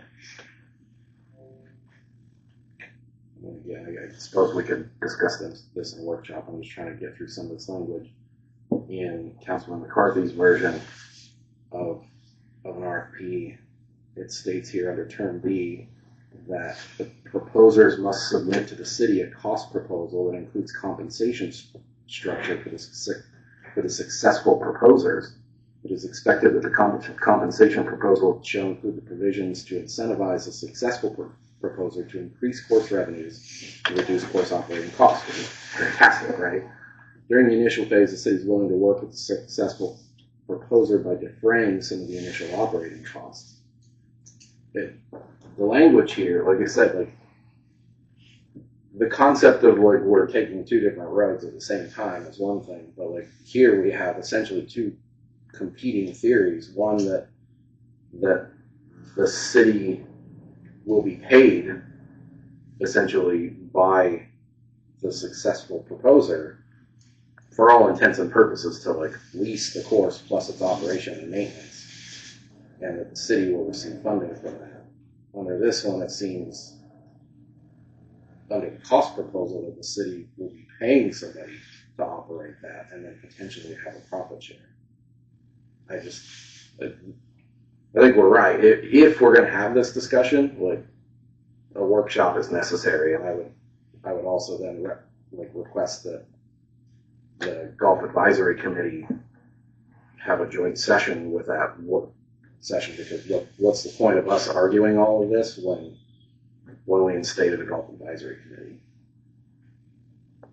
I agree. The Golf Advisory Committee should be a part of this process. And like I said, I looked at Councilman McCarthy's Twin Falls and then the Lewiston one, and then I went out and scoured some of the other ones that I've seen out there, and that like that minimum annual guarantee payment, the MAGP. I really like that thought process. If they're going to take it over. They got to pay to play too, and those monies should go back to the course for better, I don't know, greens or tees, or if they want to put in a bridge or beautification of the course to better enhance the aspect. And the percentage of the gross revenue that I put in there, that's just another. I would like to see the city. If I don't want to give up control of the golf course, I like the direction the council has gone currently, but I understand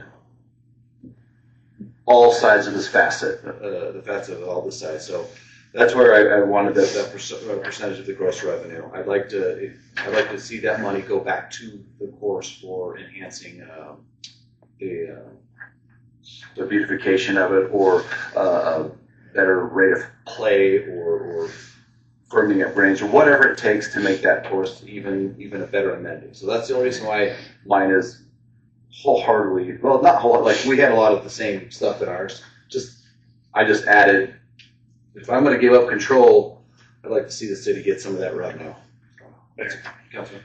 And again, that's what Twin Falls had, and that's what my RFP was basing off of that when it comes to, they have the cost sharing, which then they turn around that cost sharing and put into capital improvement projects. So, yeah, I agree. So.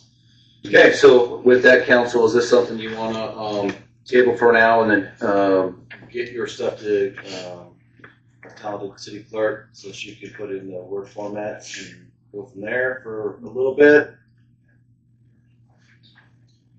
For right now? Works for me. Okay. Mayor. Councilman? Since it's an action item, I will make a motion to table action item number 8, deliberation decision regarding the request for proposal RFP for operation and management of Desert Canyon Golf Course to work towards sending in the edits and that for our sending in the edits to Tiffany. Do we got a second? Second. Okay. It's been motioned and seconded. Any further discussion? Hearing none, I'll call for the question. Councilman McCarthy? Aye. Councilwoman Wirkkala? Aye. Councilman Harjo? Aye. Councilman Sanders? Aye. Okay. Excuse me, we're going to run down to ordinances. 1823, amending subsection A, section 9-6-2 of the city code. Mayor. Councilman Harjo? Make a motion to suspend the 3 reading rule for ordinance 1823 and allow the ordinance to be read by title only for its one reading tonight. Second. Been motioned and seconded. Any further discussion? Hearing none, I'll call for the question. Councilman Harjo? Aye. Councilwoman Wirkkala? Aye. Councilman Sanders? Aye. Councilman McCarthy? Aye. Tiffany, please read the ordinance. Ordinance 1823, an ordinance of the city of Mount Home, Idaho, amending subsection A of section 9-6-2, chapter 9, title 6, section 2, amendment of the comprehensive plan A of the Mount Home City Code by striking not more frequently than every 6 months to correct error in the original plan, or to recognize, I can't say that word because I can't read it. This word, like my T-Rex arms, substantial changes in the actual conditions in the area and providing at any time and providing an effective date. That was a struggle. That's what you I know they're right there, but I was like, S's and these are fine. Council, you've heard this ordinance read. Do you wish it to pass? Councilwoman Wirkkala? She said aye. Okay. Councilman McCarthy? Aye. Councilman Sanders? Aye. Councilman Harjo? Aye. Okay. Final comments. Data centers. I know planning and zoning, it was about to say, planning and zoning wants to have I think it's a workshop meeting with you guys to talk about data centers, so that'll be coming up. 2, we do not have block cameras. And then 3, we got our RFPs back for 10th Street. I think Tiffany will send those up to tomorrow. We'll back up for Friday. We'll send them out. So that'll be on the next agenda to vote on. Sure. Yes, sir. Oh, Councilman Sanders, sorry. We have a memo here from staff dated July 22nd on marketing promotions. Several of those deal with providing free or reduced rates is that going to have, does that have budget and or fee impact? Are those the ones that we, are those the golf course ones? Yep. Oh, okay.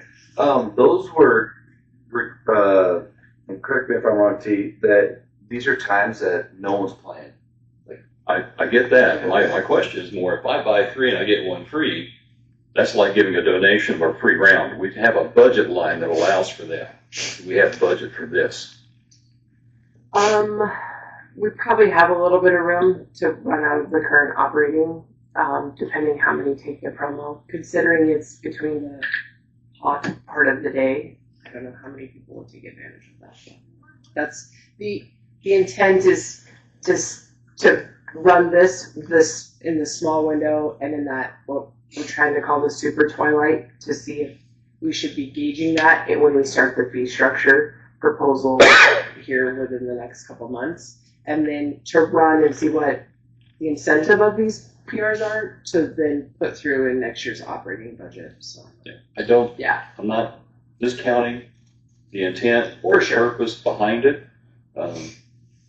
But we've set a fee structure, and we've set it by code or by ordinance, and now we're going to be monkeying with it. So I'm wondering if there's some action this council has to take to formally allow this to go on, and if there's any budget impact as a result. Because we are altering an already published and passed fee structure. you're charging the same, we're charging the fee, you're just providing the discount, which you fund anyways the donation line, which we could offset with. If it exceeds that, then we can come back to you and ask for permission in that case. Just double checking before we get involved in it. Because then I'm wondering what the impact will be if we find this was actually useful and now we want to make it available all the time. That's going to mess with the fee structure too. That'll have to come back to you guys. It has to come back for that. Why isn't it in front of us for this? If round 2 has to have our approval, why does not round 1? We're gonna have to go back. Well, no, because we used because the new budget kicked. Well, see, this is just a trial. This is just for data. See if we can get more play right now till the end of September. October, the budget kicks back over, and then you have all the free rounds back into the budget. Okay. I agree.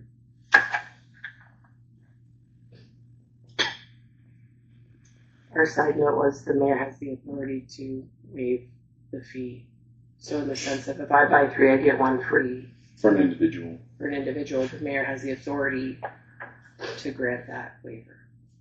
It'd be the same waiver as, like on the utility side, we can waive the late fee and we don't bring every one of those back to the body to approve. Okay.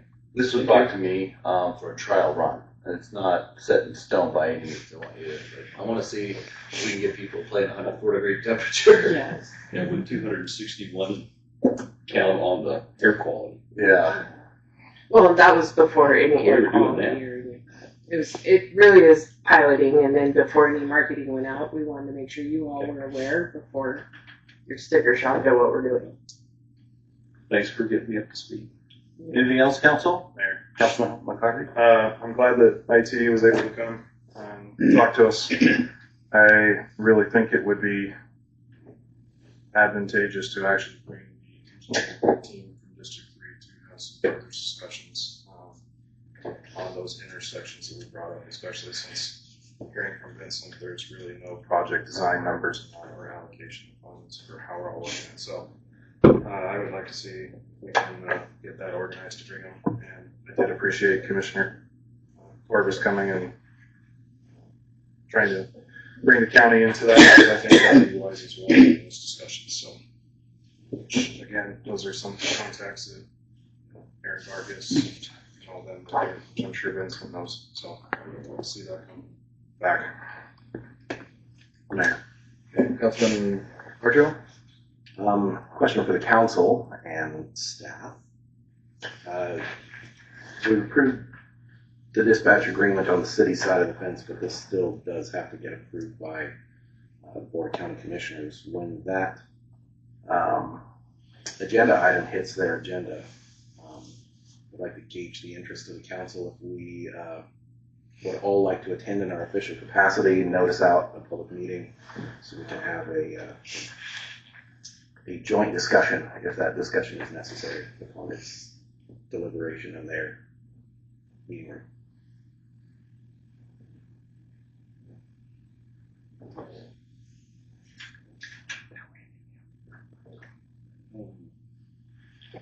I don't know that I would anticipate there being any other snags at this point. Do you? I've been present for a number of their discussions. Maybe one snag. But I would anticipate that it would behoove us to be present. Okay. For the dispatch. Yes. Okay. I'll figure out when it's going to go. We'll go on this one because there's no Friday meeting this agree on so it'd be next the first one or the second Friday. So I'll see what Francine says. What time do they meet? 9 a.m.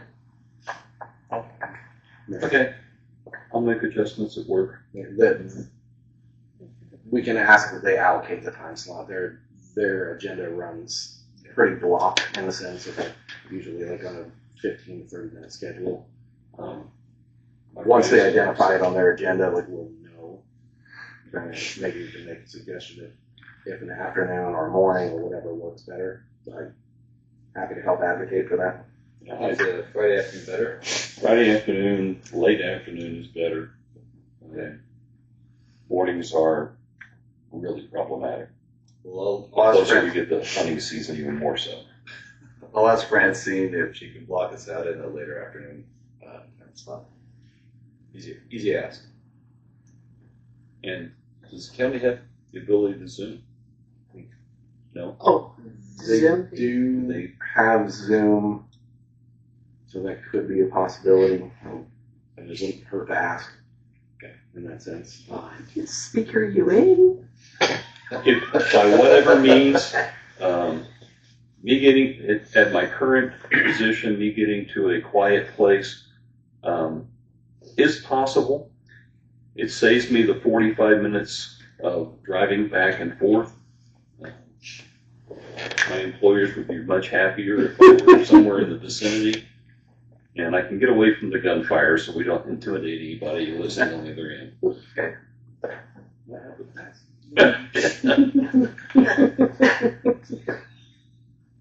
All right. Getting adjourned.